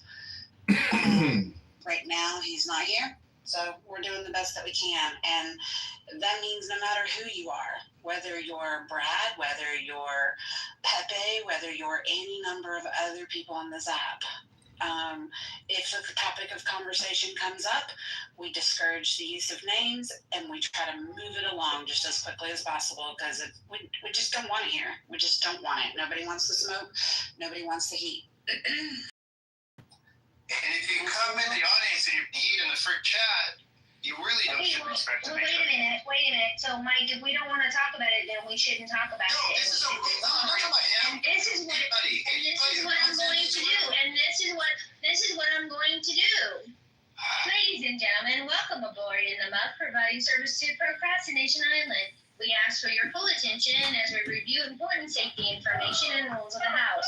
Ensure your seatbelts are fastened in an upright position. All carry-on baggage must remain stored in the overhead bin of your plane. Seriously, we don't want to hear it. Your seatbelt fastens by staying on mute while others are speaking. We can only hear one of you at a time. To release said seatbelt, make sure it is meaningful, brief, and avoids the use of the NK words, both on stage and in chat. Please expect turbulence, which can occur unexpectedly and regularly. In the likely event of a cabin pressure, oxygen mask will not be provided, but we can pretend. They'll drop from this panel above you. Place it over your nose and mouth and breathe, for fuck's sake. If the going gets tough, you're welcome to get going. Please secure your own mask, before assisting others. There is one exit on this aircraft located in the top right corner. Exercise your personal discretion. If needed, a low-level moderator may guide you out to the halls. Better luck next time. In the Muff regulations, specifically prohibit doxing, threats of violence, keep families out of your mouth. Safety information can be reviewed on my house description page for additional details. We'll be monitoring compliance before, during, and after takeoff. Thank you for flying with us. We wish you a mostly pleasant journey. Love it when she reads that. I still think it needs like 3 paragraphs less serendipity. It takes a lot of air. That's probably the longest speech I ever give on Clubhouse ever. I have to have time and energy for it. It's really good with that. It kind of gives people a really good moment to kind of breathe, take deep breaths, a good healthy thought. That's the point. Yep, it's great. John up right now either. And then, Woohoo! yeah, I don't need to hear John either. And then, you know, like, in some Mojo returns, the buck stops with serendipity. Like, she guides the tone of the room. So when I say it's my stage, it's not my stage, it's the mob. And it's led by serendipity. Or Mojo if you prefer that. So, you know, keep in mind that we're a team here.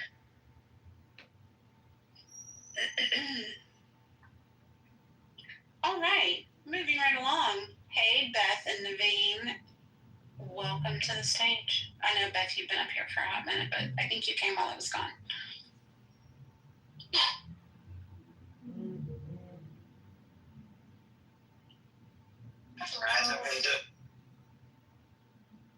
But I'm still stewing, Naveen, about the free speech burning of the flag stop. That's really caught my attention.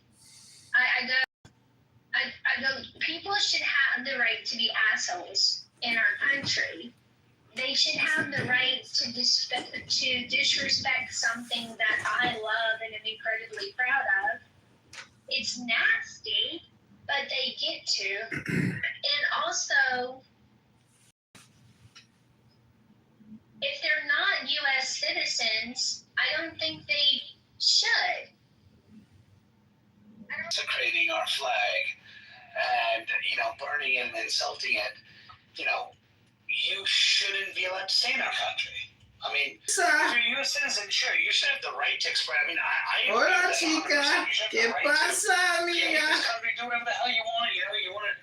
¿Qué pasa, chica? The problem is that when you try to incite, Hola. this is what. What happens that you're not in their room? Oh, Serendipity is a little upset with me at the moment. I stirred the pot. Why? I don't know. Brad was in the room, and I said, I'm talking to Brad right now. He's in the audience, and I kept saying that over and over again, and they got very upset. But wait. They're listening on Anonymous. But because his profile disappeared from the month, did you see? Yeah, his X account got deleted too. Oh, the second one. He'll probably come back as something else other than Mojo. Huh. Why did he get clipped? Maybe he has been reported because of you. Yeah, I don't know. It was Pepe or who knows. Somebody reported his account because they clipped all my accounts too. Everybody's account I got heard clipped. there was some drama about some doxing and whatever, which is all bullshit because they have all used their own names. Yeah, I could post the link. You want to see the link? Oh, yeah. Then I can. Yeah, somebody texted me and told me that it was involving JB and Serendipity and Roger and Monica and Pepe and Keegan. Yeah, Keegan too. Keegan was a big part of this because Keegan has had his beef with Brad a lot, like big time beef, like, you know, homicidal death threat type of beef. Yeah, Keegan seems like very innocent and just minding his own business. It's funny that he's also in the drama. Yeah, Brad is his own worst enemy. I don't think the guy's ever done a meditation in his life, you know? I listened to only like dragging you about he was dragging you about you being a scammer and not telling the truth about your service and telling people not to give you any money. Yeah, I know. And he was furious. Yeah, he was very angry. He's still he's angry all day long on this app. All he does is come here to road rage. It's crazy. Did you see that? Because he just came in a moment ago. Yeah, she's in the muff. She wanted to see what the hell I'm doing here, which is recording her room. He's disrupting the peace to do things that, you know, are unfair or inappropriate, but it doesn't mean that the flag is okay to burn. The American flag's not. I mean, it just doesn't mean that. I mean, there is no law. All I'm saying is we have to be careful how we say it. There is no law against burning the LGBT flag. Period. I'm pretty sure John said in the state of Illinois, if he were to post a video on YouTube of him burning the Quran or the LGBTQ flag, that he could be arrested. He's not for burning the flags. No, I think states, Mike. I think the nuance here is that states can do that. States can say. Well, let's do the research. I don't think it's true. Yeah, I'm pulling it up right now. I'm checking.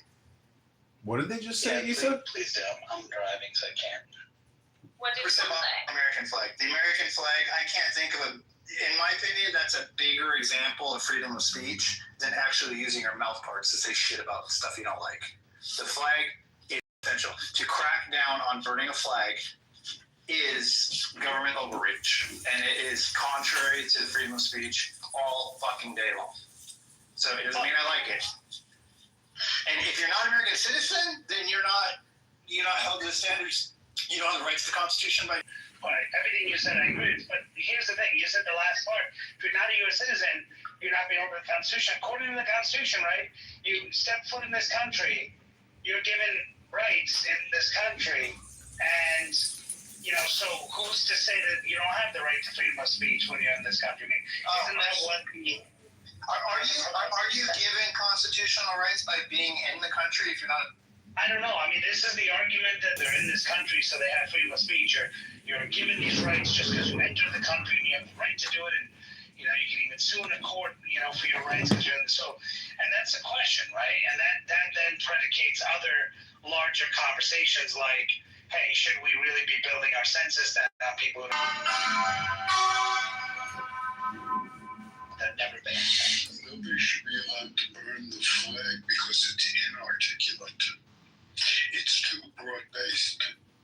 It's just like saying, I hate a huge swath of land on American soil and burn an American flag. But you do. You have a right to stand on American soil and talk shit about the president. You have a right to stand on American soil and practice your religion.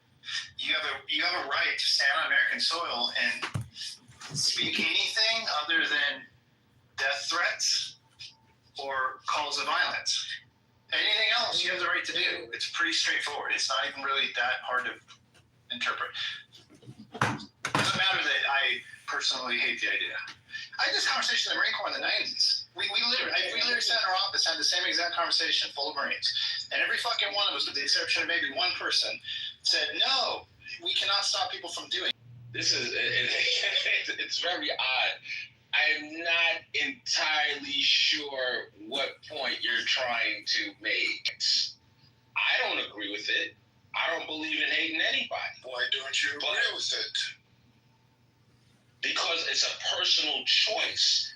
That's not Anthony Edwards' choice.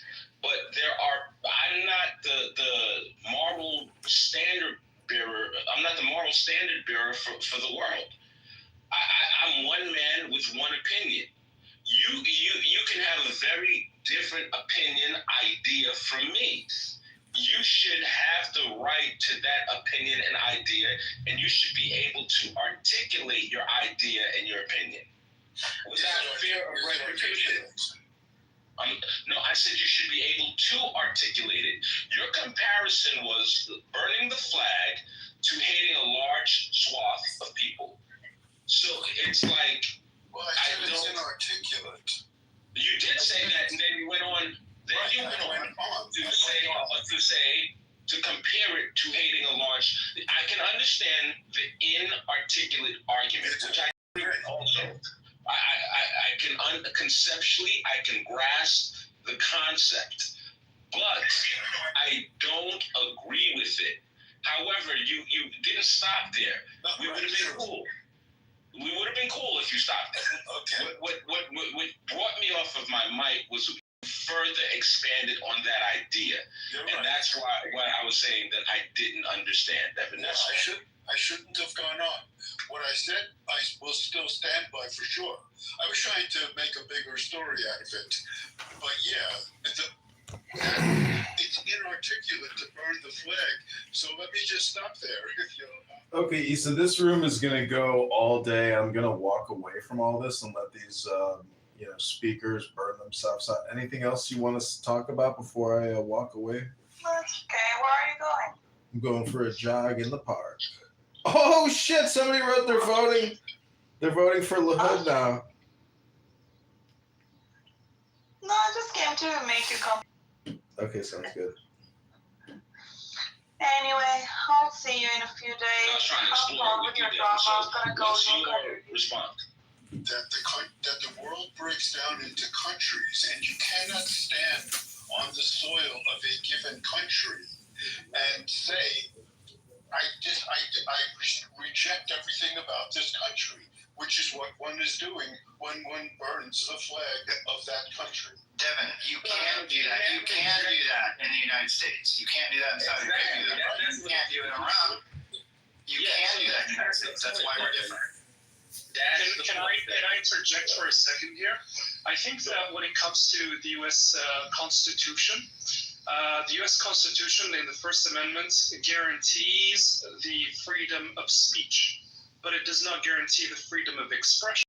So you are free to say whatever it is on your mind, but when it comes to expression, some forms of expression are not allowed historically in the United States.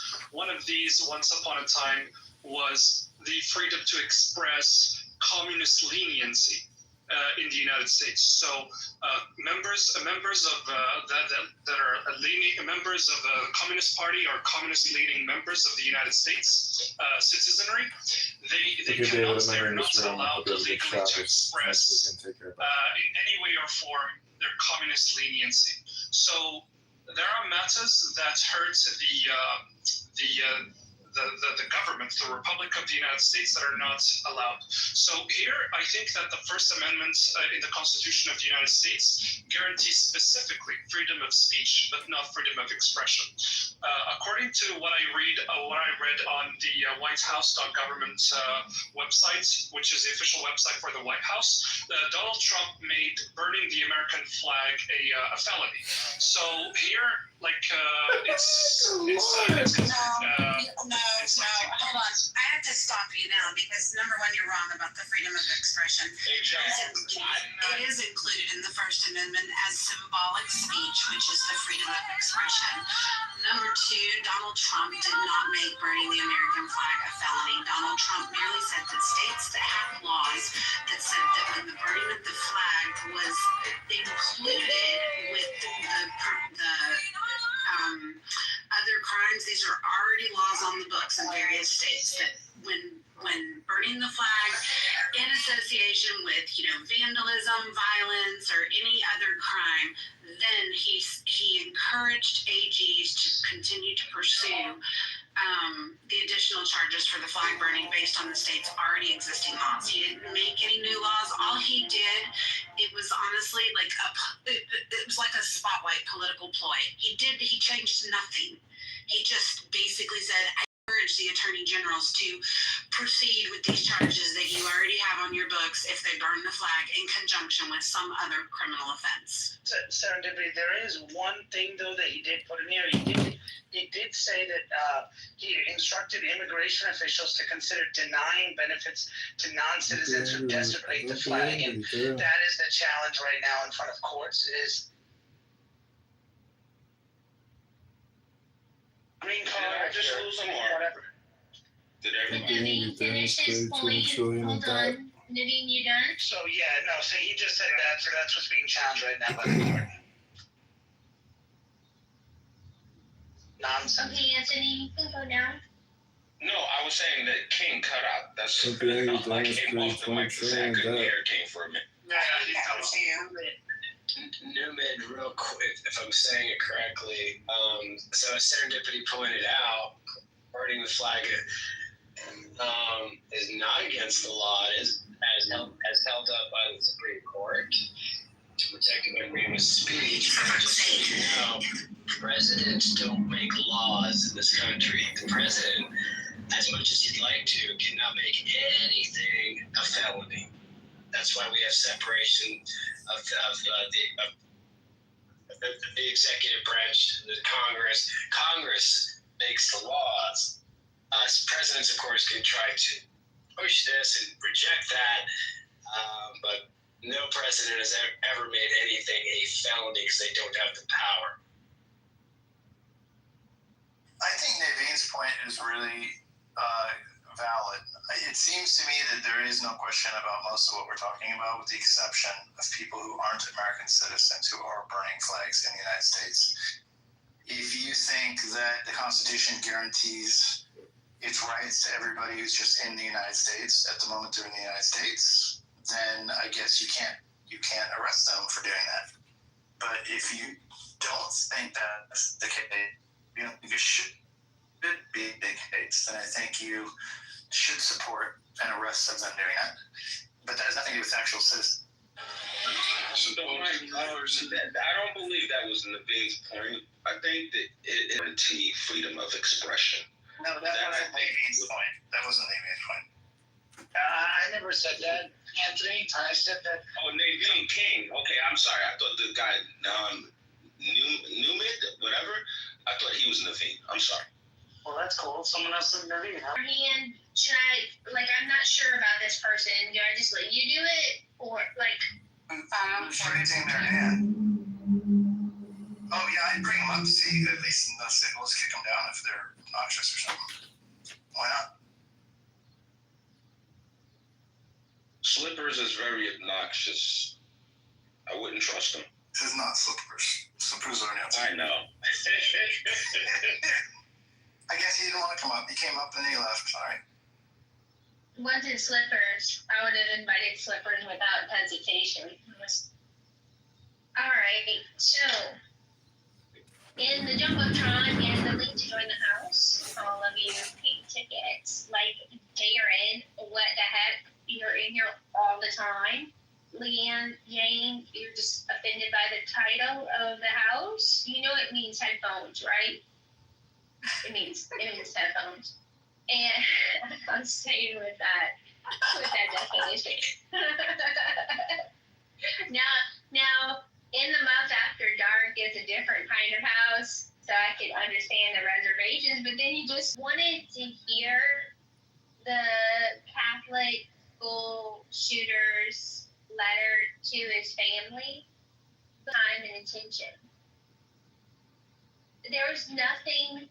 I understand that feeling. Honest. There's nothing honest about that letter. It was just self-promotion, virtue signaling, garbage. And I can understand you feeling that way too. I think that letter said something different to me. Yeah, I think that. I don't know. It's horrible and ugly.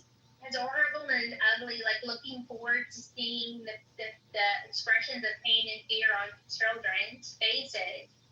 At least it was horrible but honest. That I didn't hear anything genuine in that letter, and maybe that's a me problem. Maybe I'm not as. The thing of it is, even if he used it to some extent to, I don't know. Exonerate his family from his no. Well, yeah, potentially exonerate his family. Potentially, that shows some semblance of an ability to care. Why would you if everything that he wrote in his journals was the only part of the truth of him? Why would he bother to even make that attempt on behalf of his family? Did you guys hear me earlier? No. And you have a loud background. You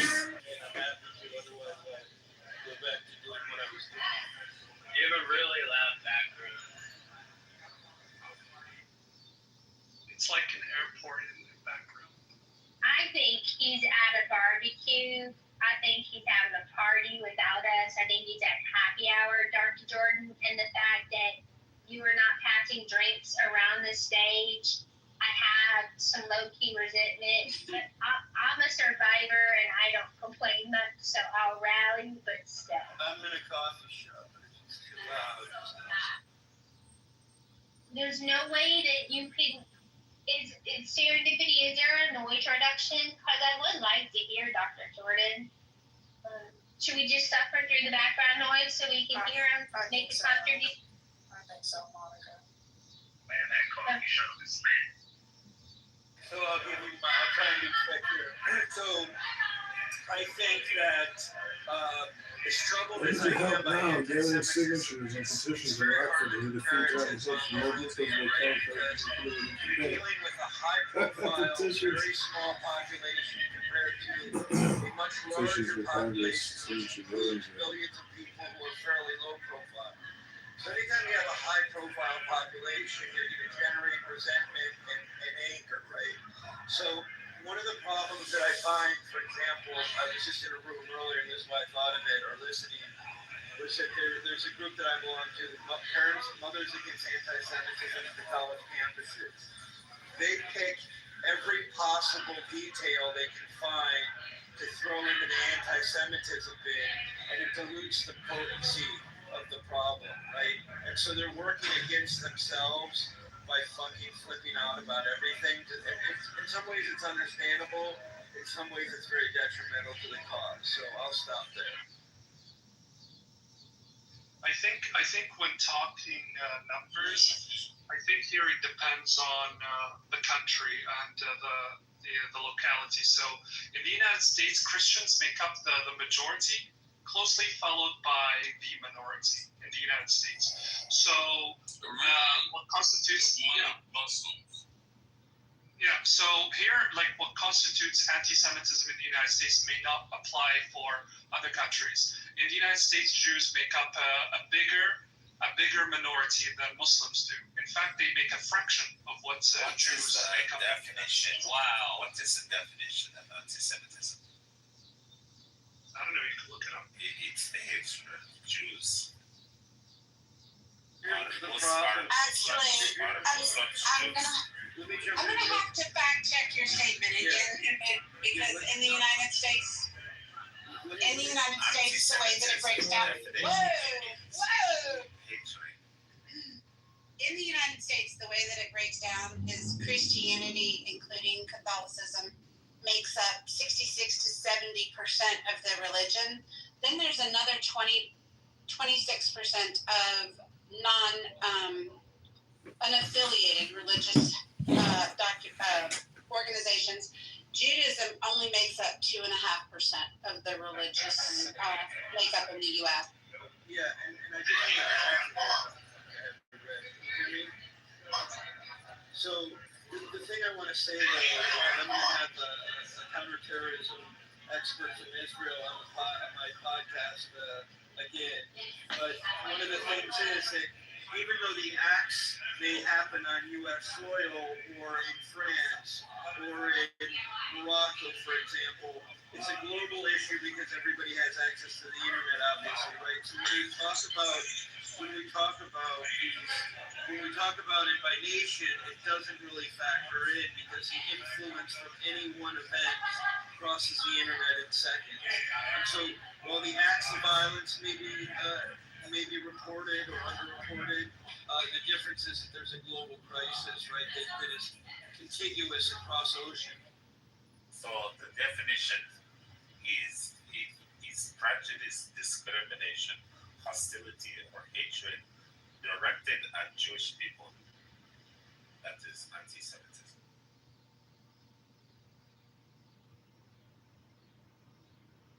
So it can't be Muslims.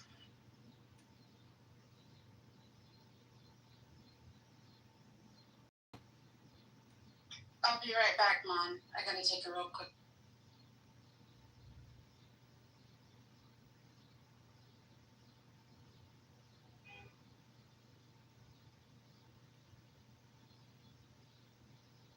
Unless maybe the Muslims are ethnically Jewish, maybe then.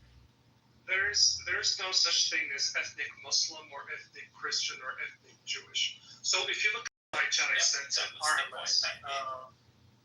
An RLS research done in the United States on religious affiliations in the United States. The majority of the population in the United States, striking 60 to 62%, are Christians. And you have other religions, which include Jews. They make up around or more than 2% of the population. And Muslims make less than 1% of the population. So the minority case here. So they're a very fragile minority. Jews are they make up double of the Muslim population, so they are. In other places, it's directed at Muslims. No, the talk here was about, the Jews are a minority, so. You were saying that they could be anti-Semitic against Muslims. When you're talking No, 2%, 1% of the whole, when you're talking 2% versus 1% of a whole country, neither of those groups are falling in the majority. Yeah, of course. Because the talk here is about they're very small minorities in the United States.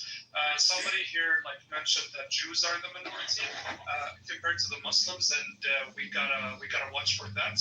But the case is that the Muslims here are in the minority. So I said we need to look at things by a country-to-country basis, not by an entire world. Right, and this is why I challenged you, because I'm the one who said that it was the Jewish community with the population smaller. The reason is, or the issue is the visibility. The visibility of the Jewish community is much larger proportional to its size, right? So even if you take philanthropy, for example, people know more Jewish names, know more about where Jews live, know more about Jewish culture than they do Islam. Beyond that, beyond national borders, right, is the fact that there's a global influence of propaganda.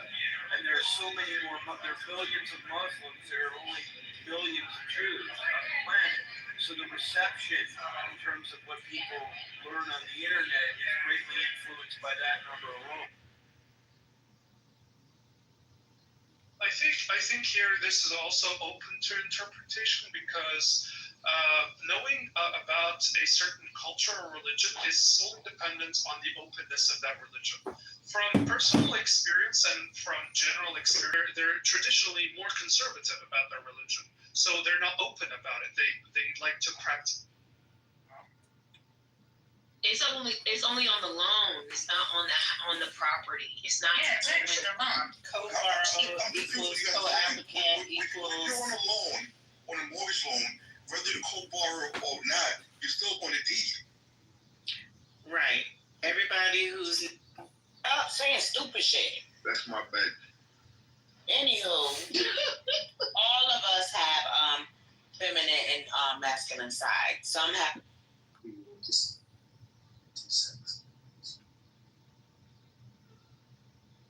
Guys, I go to the beach, there's a cat running at me on the sand. I go to Miami in the middle of nowhere, there's a cat that comes out.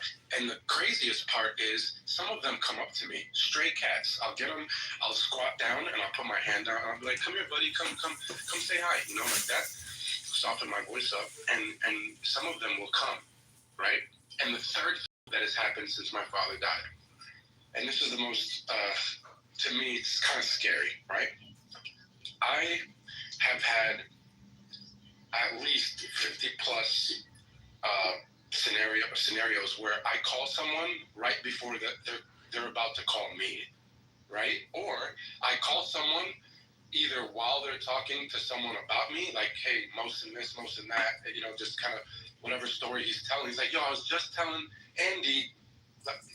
Those three things have happened since my father died. And the last thing I'm going to share with you guys, the night my father died in hospice, I was in there with my mom, my aunt, and my little brother was downstairs. And my mom, which is an important aspect of the Jewish religion.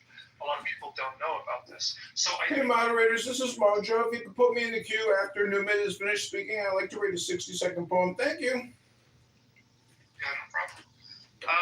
Here, when it comes to understanding of certain religions, I've noticed that a lot of people are familiar with, sects of Islam. Like there's the Sunnis and the Shia. They know about the disregards of each, what makes them fight, what makes them, band with each other, things that are specific to these religions, which countries like our Shia, which countries are mostly Sunni, and what certain differences between the two sects of the same religion are. So this requires a steady knowledge of what this is and what that is. But I've noticed that a lot of people are not familiar with the Jewish sects. So they know that there's Zionists, and they know that there's non-Zionists, but less people can name the non-Zionist sects of Judaism. And I've noticed that most people just are familiar with Zionism, and that's it. So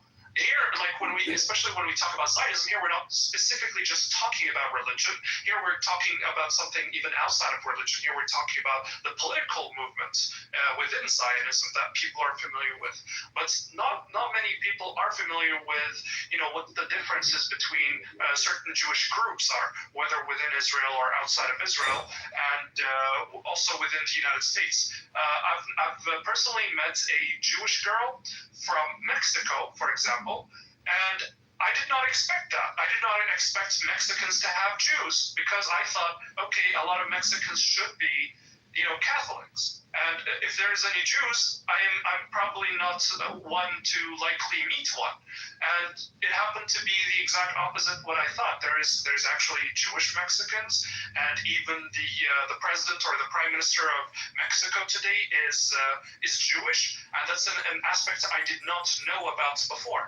And I believe a lot of people don't know about these aspects of Jews that not only live in certain countries, but they also have a lot of power and influence in these countries.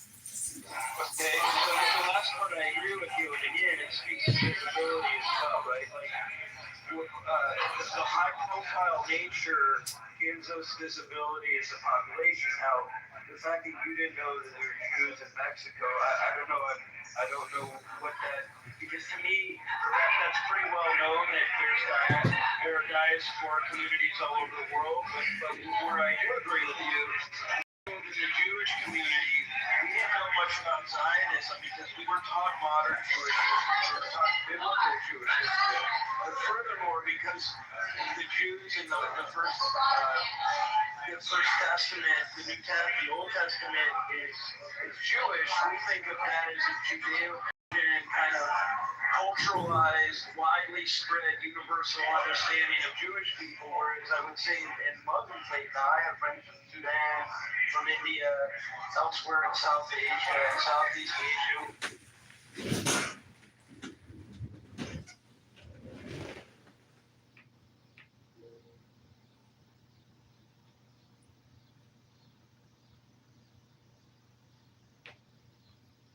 Okay, we're gonna see if I can onboard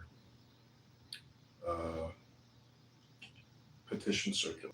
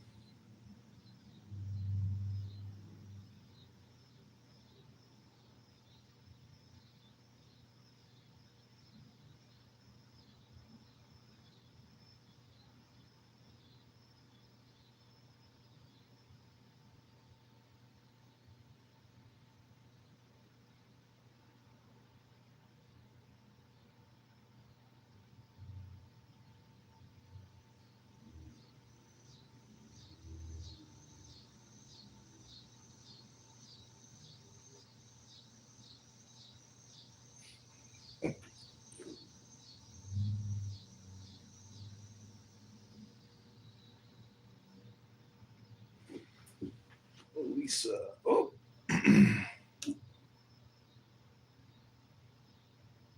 What up, Son of Manny? So we're trying to onboard petition circulators, people who go out and gather petitions, signatures right now. Trying to use this app productively as opposed to listening to.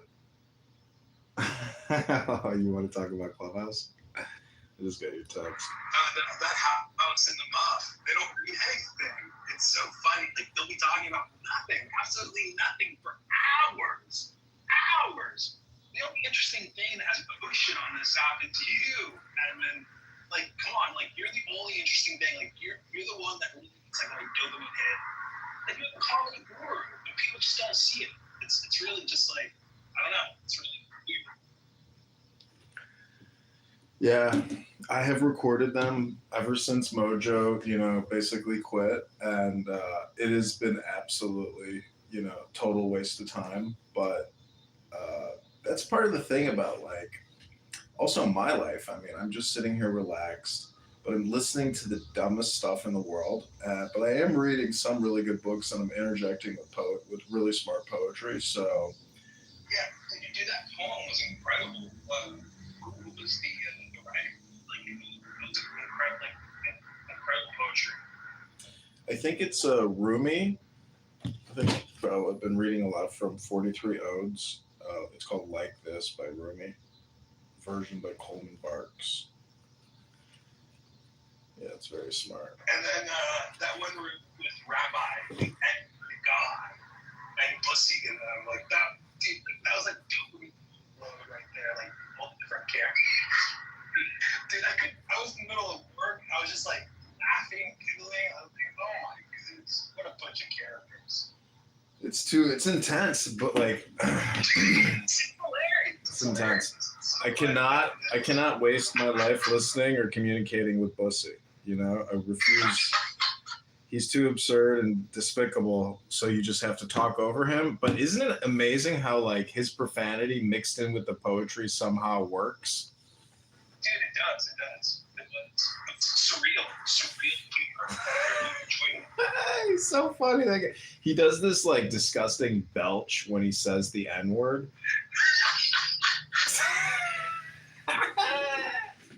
He is a disgusting human being. So I texted everybody I know, come to the petition signatures phone calls live stream room with Mojo and John, where we will onboard petition gatherers. We had 3 or 4 people respond today who want to gather petitions. So that was good news, and we are expecting more, hopefully. But this is their onboarding room. I'm going to keep it very professional if anybody joins. And we shall see. This room is going to be open from 4 p.m. Central Standard Time to 7 Central Standard Time for any onboarding, because a lot of people could get out there on the streets tonight and gather signatures, as well as all day tomorrow, Sunday, and Monday at the parades. So this is the onboarding room, and I'm just gonna chill and relax. Occasionally read some poetry. Also live stream some Clubhouse rooms in, and if anybody joins the room. It would be fantastic. I've sent this link to many, many people. A lot of Clubhouse people. We'll see how it goes. And I'm gonna, my friend is here. He's gonna help with the petition onboarding. I heard that you're flying him out. That's pretty awesome. Well, what would be amazing is if he can fundraise his whole trip here on Clubhouse prior to actually departing. That would be exciting news. Him coming here is not exciting, but him fundraising here is exciting. Didn't do nothing.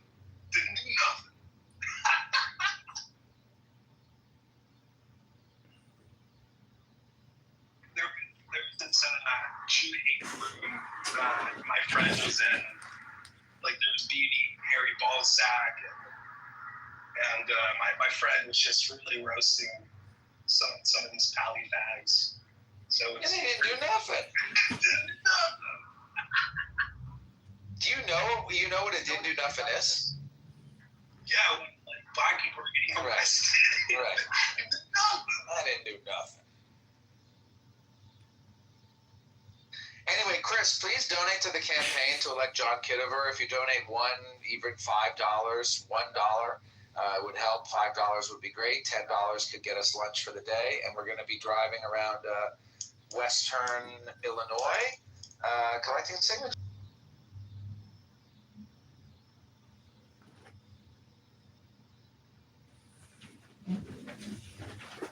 So I'm trying to bring them in here so we can kill two birds with one stone and onboard petition circulators right now.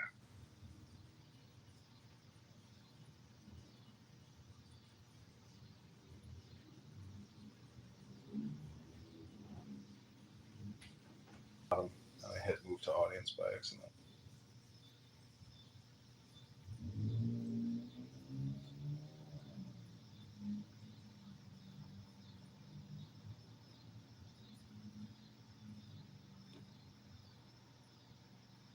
So how did your driving lesson go? What did you learn about yourself during the drive?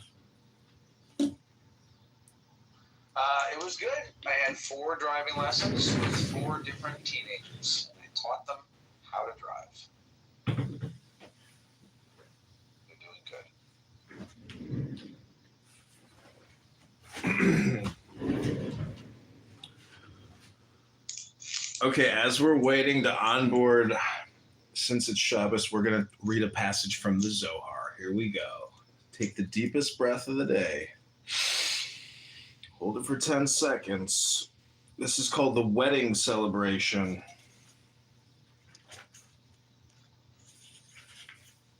Word. No separating one from the other. It and its name is one. Oh, we got Jay Pizzy in here. The light that is revealed is called the garment of the king. The light within is a concealed light. In that light dwells the ineffable one, the unrevealed. All those sparks and all those lights sparkle from the holy ancient one. Concealed of all concealed, the high spark. Upon reflecting, all those lights emanating, there is nothing but the high spark. Hidden and unrevealed, Rabbi Abba said before the holy spark finished saying life, his words subsided. I was still writing, intending to write more, but I heard nothing. It did not raise my head. The light was overwhelming. I could not look. Then I started trembling. I heard a voice calling, length of days and years of life. Proverbs 3:2. I heard another voice. He asked you for life. Psalms 21. All day long, the fire in the clubhouse did not go out. No one reached him. No one could. Light and fire surrounded him. All day long I lay on the ground and wailed. After the fire disappeared, I saw the holy spark. Holy of holies, leaving the world enwrapped, lying on his right, his face smiling. Rabbi Eliezer, his son, rose, took his hands and kissed them. As for me, I licked the dust from the bottom of his feet. The comrades wanted to cry, but could not utter a sound. Finally, they let out a cry, but Rabbi Eliezer, his son, fell 3 times, unable to open his mouth. Finally, he opened and said, Father, Father, 3 there were, turned back into 1. Now the animals will wander off. Birds are flying away, sinking into the bowels of the great sea. All the comrades are drinking blood. Rabbi Hia rose to his feet and said, Until now the Holy Spark has looked after us. Now is the time to engage in honoring him. Rabbi Eliezer and Rabbi Abba rose. They carried him in the truckle made out of a gangplank. Who has seen the confusion of the comrades? And the whole house was fragrant. They lifted him onto his bed. Only Rabbi Eliezer and Rabbi Abba attended him. Truculent stingers and shield-bearing warriors from Sepphoris came and beset them. The people of Meron ganged together and shouted, for they feared he would not be buried there. After the bed emerged from the house, it rose into the air. Fire blazed before it. Peace, they shall rest on their couches. Isaiah 57:2. As they entered the cave, they heard a voice from inside. This is the man who shook the earth, who made kingdoms tremble. Many open mouths of accusation up in heaven subside today because of you, Rabbi Shimon, son of Yohai. His Lord prides himself on him every day. Happy is his portion above and below. Many sublime treasures lie in store for him. Of him it is said, as for you, go to the end and take your rest. You will rise for your reward at the end of days.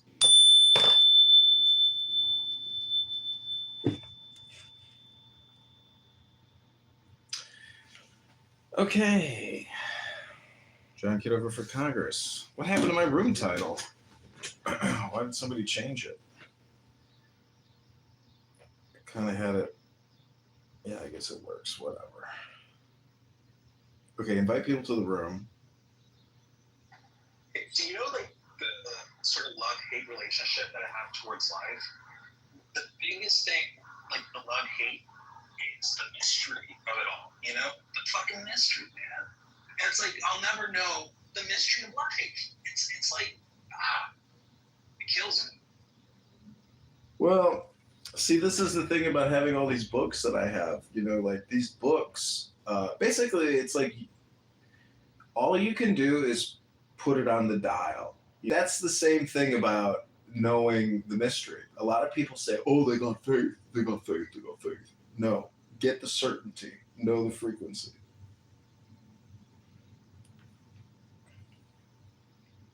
So again, know with certainty, get the frequency. So how do we become the radio receivers for the frequency? You gotta basically create your own vibration and create that channel. So it is like content, and this app is a great way to get that NLP in your brain because it's basically Hegelian. So meaning that you gotta run the program.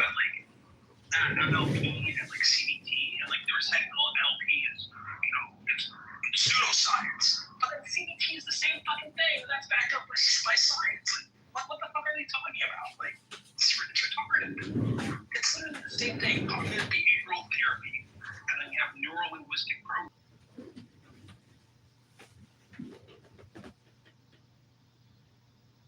Some people don't want to read books. Some people just want a book club. You too can tune your frequency and achieve certainty. I really like what like the Kitover has to say about our 5 holes and like how, you know, a lot of people, they're letting reality fuckface us, right? Constantly. Rather than realizing like, hey, those holes are actually just filters, like rose-tinted glasses or, you know, like it's not what reality is. Reality is like all-consuming love of light. That's literally what it is.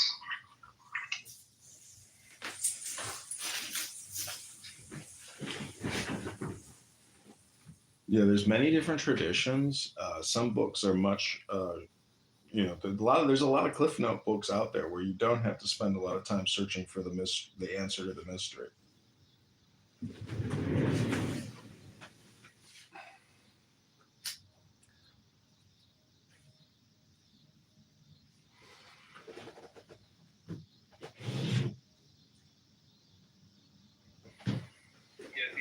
The Bible's out there, really good one. I love Proverbs, Ecclesiastes, Songs of Solomon.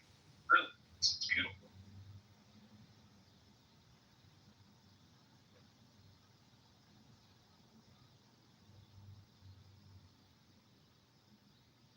So there's this one guy named J.F.C. Fuller who wrote this really amazing analysis of it's called A Critical Essay Upon the Works of Aleister Crowley.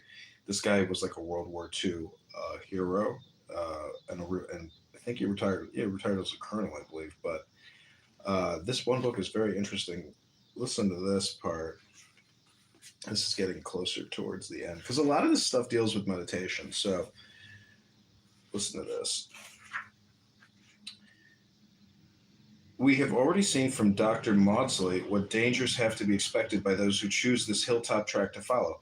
Others from a similar point of vantage attack it as being pure auto-hypnosis and nothing else. Be curious to say, if such be the case, why is it that the greatest sages of all times have been able to attract within their focus so many hundreds of millions of rational beings, they themselves being only irrational and pathological mystagogues?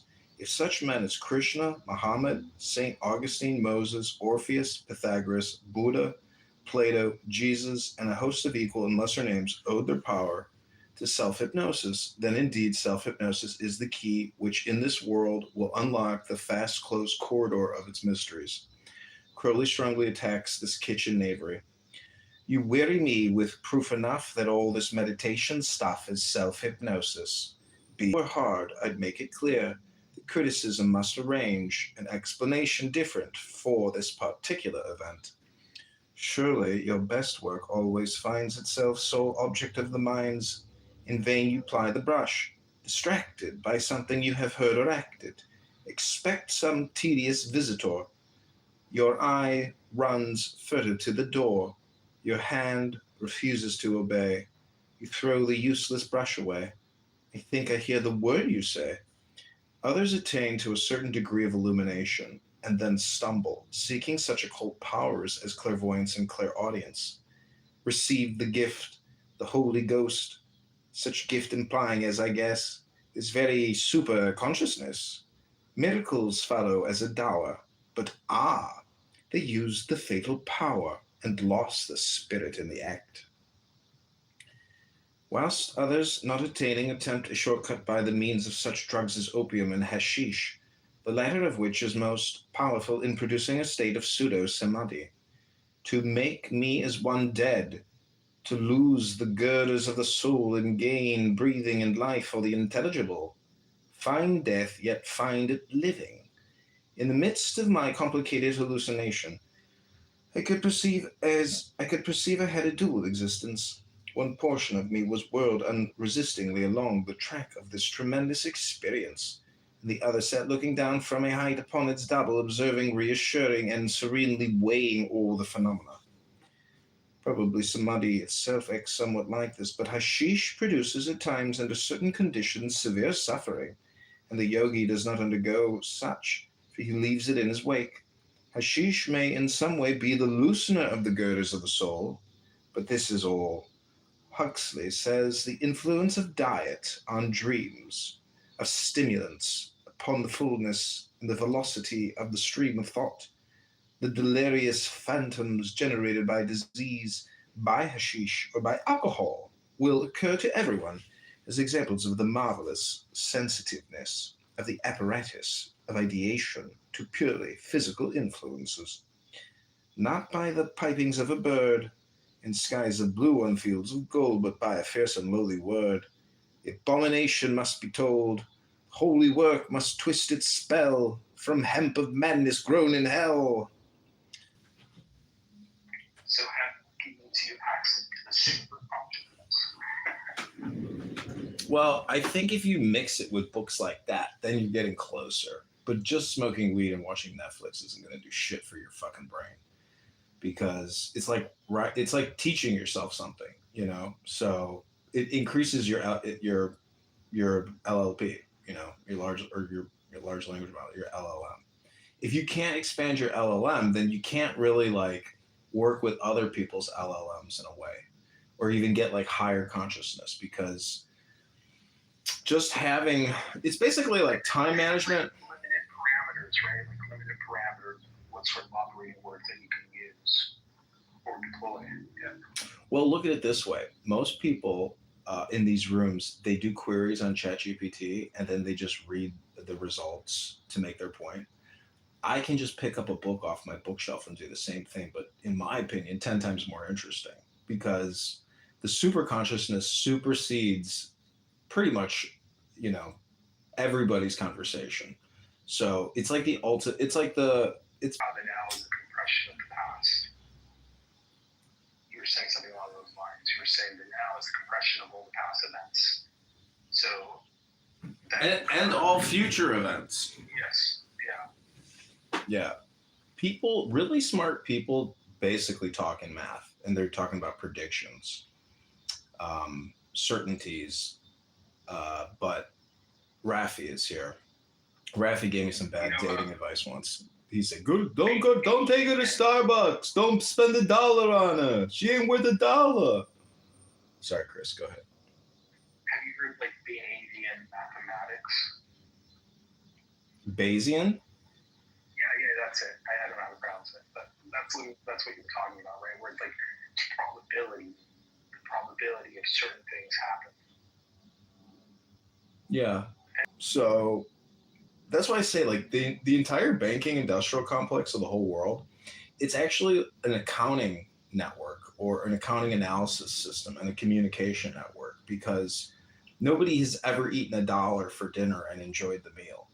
So all of these, fiat paper dollar notes, all these $1, these $100, all of this, and then the corollary in the stock market, all the equities and all the bonds. It's so crazy because there's so much money out there, just sitting out there that will never get spent, because there's a point financially where you accumulate so much money you can't even think about what else to spend the money on, because you don't really want to. You don't want duplicates. Like, you could clone your estate. Jacob, who's thirsting over what's her name, Jazzy, not Jazzy, yeah. Welcome, Jacob. Great. Yo, Mo, can you fix your cover photo so that you can like rotate it so that we don't have to look sideways to look at you? Jacob, when I look in your eyes, I just, want to tell you that I'm going to read you a 60-second poem. How do you feel about that, Jacob? Gonna leave. That's cool, because, that's your choice. It's the ADHD mind that, most people don't have a second, just want you to fix your cover photo so that it's not sideways. Okay, let me do that now for you. Bro. I got you, Jacob. Because I know there's some... Yep. Okay, PTR. Oh, let's check it out. Wait, no, you changed it to Trump. Okay, so I'm going to read a 60-second poem, and then I'm going to put on a recording. Feel free to leave, because I'm going to leave after I read this 60-second poem. And my wife, she's coming back 8 seconds, so like, how many 6 seconds will I have to go? It was nice talking with John. Okay, likewise. Talk to you soon.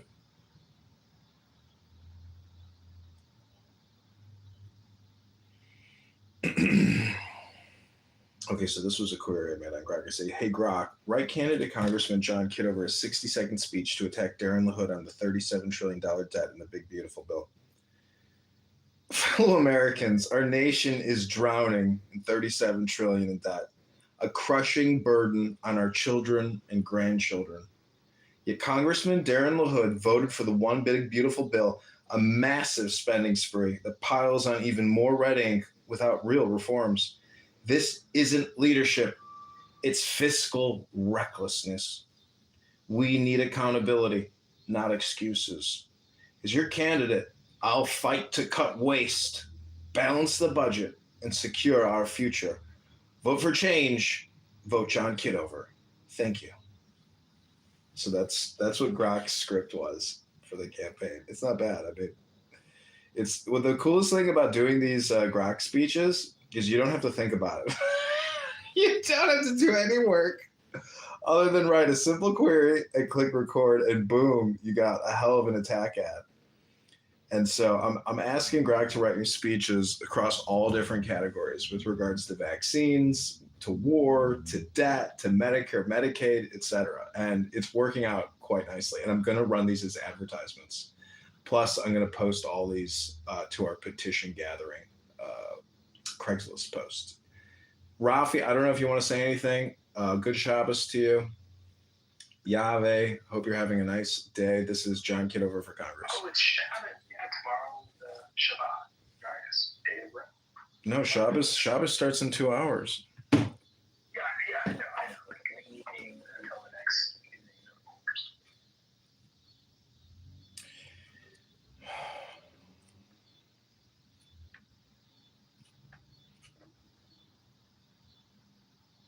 Okay, this is Rumi.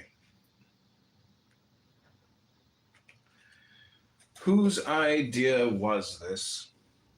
To have the lover visible and the beloved invisible. So many people have died of their desiring because of this. The lover cannot kiss the lips he wants, so he bites himself. Satisfaction is always 2 bow shots away, yet something in the soul prefers this unreachable lover to anyone reachable. This being locked in is better than having the keys to any consolation house. The beloved's rejection is wanted more than anyone else's acceptance. World happiness is nothing. Look for what Bastami had, for what Sanai and Atta wrote of. A beautiful meal looks delicious. Then one night passes and the food passes through you, becoming repellent filth. Eat love food. Suckle the toes of a lion as the baby Abraham did in the cave. But you should put away what you learned as a fetus in your calf. That need for blood. There is a tall tower that love builds. Live there in silence. The one who knows all secrets is here now, nearer than your jugular vein. There's a tradition that God can be seen in the color red, in the lights that come from red hair. They draw you, don't they? The unknowable spirit has eyebrows and eyes and skin. Muhammad in a living form. He looked at people. Hundreds of doors swung open, then his form went away, and this praising sound flooded the world.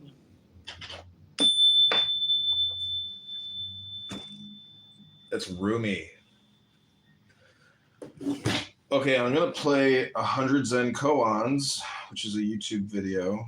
This is Japanese Zen Buddhism. I hope you enjoy this wisdom video. I'm going to go sit in the sun and relax. But first, the Shema. Let's see if I can find the good.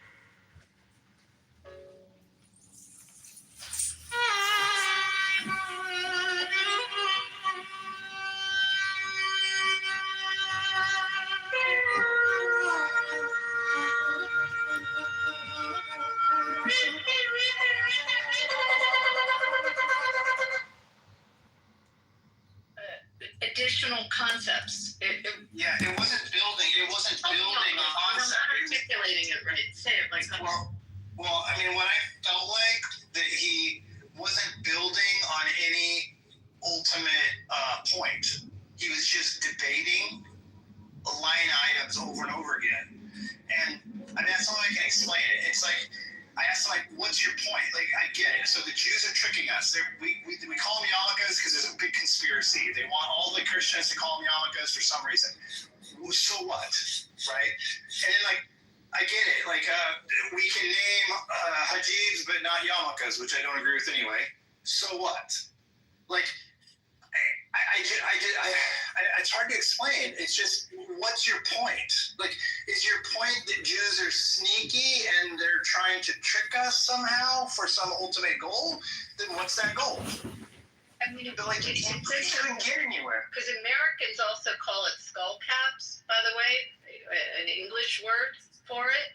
I mean, there's different ways to describe it. There's different ways to describe something in Catholicism. Because he didn't have it, because I just don't feel he was real. Like, not real, but I feel. Well, he didn't answer your weather question. He didn't even address your point. He didn't say enough, he didn't address it. No, because he couldn't. When I gave the root word, that it's Aramaic. And he got really quiet, didn't he? Like, he didn't have a response at one point. That's right, he didn't. And that he could have, and that one, any of us would have picked up our phone and Googled, and the answer's right there. I mean, it's an easy Google. So yeah, there's something really sus about it. And notice how he reacted with when you use the word fuck. I thought that was interesting also. I thought that was really interesting. Trying to place it, and it also kind of threw me a little bit. It felt generated. I think you might be wrong. That's so bizarre. You might be right.